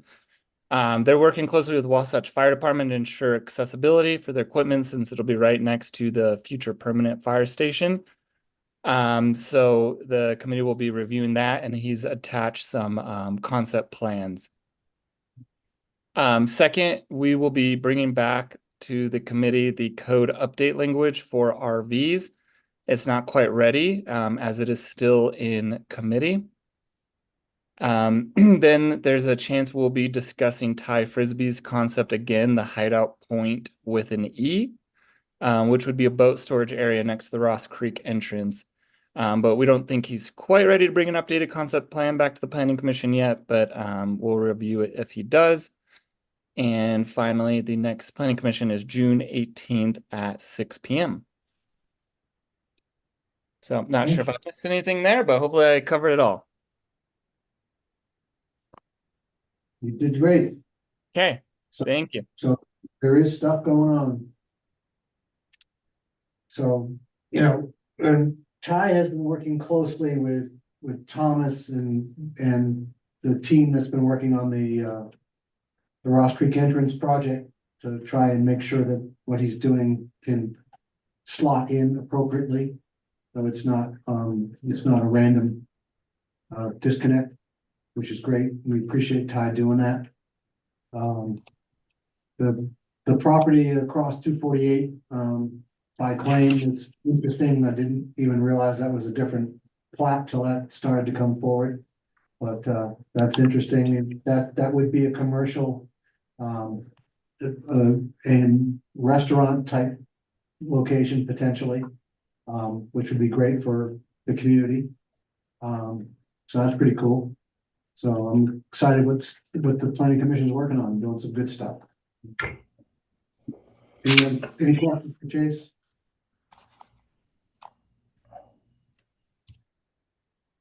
Okay, Ralph, you want anything, or Jan, anything about EDC that you want to talk about? Well, we've got a bunch of things going on. The Salzman property is in continual conversations. We've got them. We've had at least 2 or 3 conversations, and now we're going to put them. They've agreed to a regular cadence, which they kind of agreed to in the beginning, but we now have got them to Daniel to participate on an every other week basis for 30 minutes, where we can go through an agenda that would include, updates, critical issues, obstacles, and vision, so to speak. So that's the game plan around that. And we can, they've been extremely cooperative from what I can see. So I think we'll have hopefully a fruitful journey with them as we go forward. How that vets out into specifics, don't know. It's very early on. Another project, obviously we're continually looking at the Ross Creek area. Another project that's come up where we've gotten some numbers from is Steve Coleman and Henry Sigg. I'll call it the Coleman project, which is on the other side of the reservoir, and reflects some changes from when they initially wanted to come in and be annexed by the town and solicit that. So they have added some man caves and some other pieces. Steve sent a full pro forma spreadsheet that Rob Zant is now incorporating into his analysis, so we can look at this in a standard way. So that's some of the things that are going on there. Jan just distributed a report by Zion's Bank from Robert Spenlove. I don't know how exactly to characterize that, but I just was looking at it in my other computer again, and clearly looks at the health and well-being and growth of the Wasatch Back. So all very positive numbers, and they were trying to incorporate some of that into our presentation materials for Ross Creek, because they certainly complement one another. And hopefully we can grab Robert in one of our meetings. And then I recently put together a analysis of the Bureau of Reclamation land and properties that adjoined our property at Ross Creek. We actually have 5 parcels spanning 10.52 acres over those 5 small parcels that the town owns, but adjoining that is quite a few acres that the federal government owns through the BOR, and they could represent some real additive pluses if we can find out the best ways to convince them that that property in conjunction with ours will serve the town and the community interests. And that's the way it's worded within the BOR. So that's another approach. And then I did get some input from some of the previous proposals from the contractors and developers who were proposing on the Salzman property, but I'll take that offline. So a lot of input, a lot of conversations, and we're just going to continue to have our weekly meetings. I'll stop there if there's any questions. Thank you, Ralph. I know it takes a lot of time and you're a busy guy, and we appreciate what you and all the team does. It's important for the town. And we really appreciate all you guys do in trying to get us moving there and bringing something to fruition that's going to be a good draw for the community. So that's great. Thomas. All right.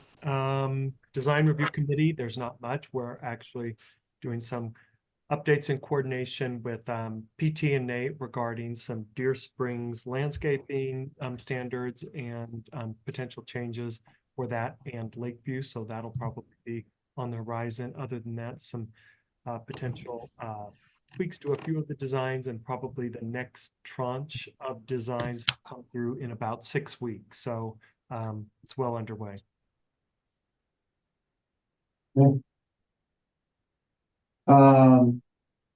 Post, Chris.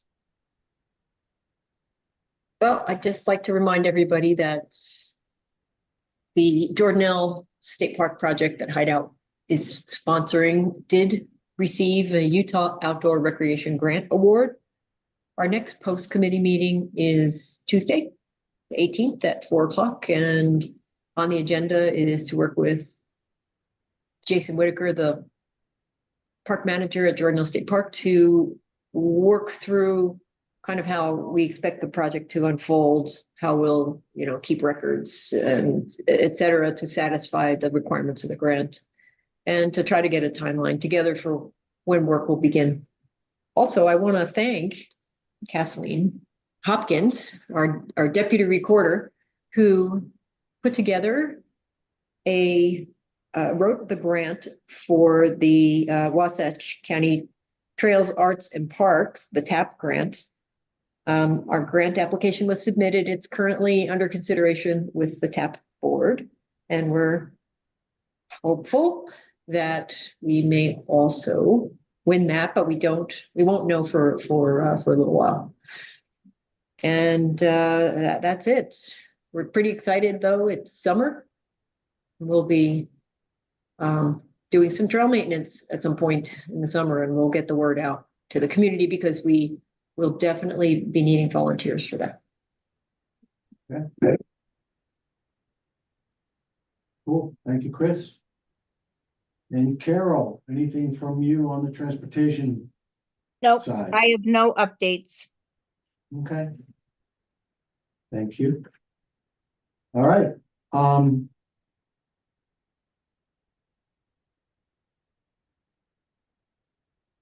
Chris, do you want to,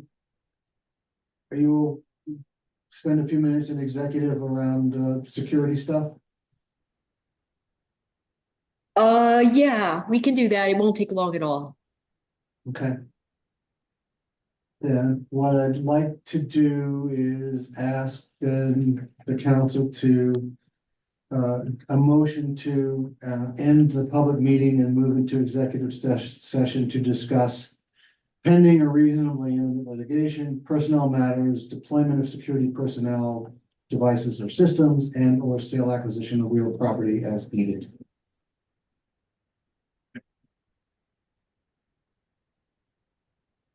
So moved. Thank you. Was that Bob? Yeah. Yes. I will second that. Thank you, Jonathan. Chris, Yes. Carol, Yes. and Ralph. Ralph? That's a yes. Sorry, it was on. I had my mute on. Jonathan Yes. and Bob.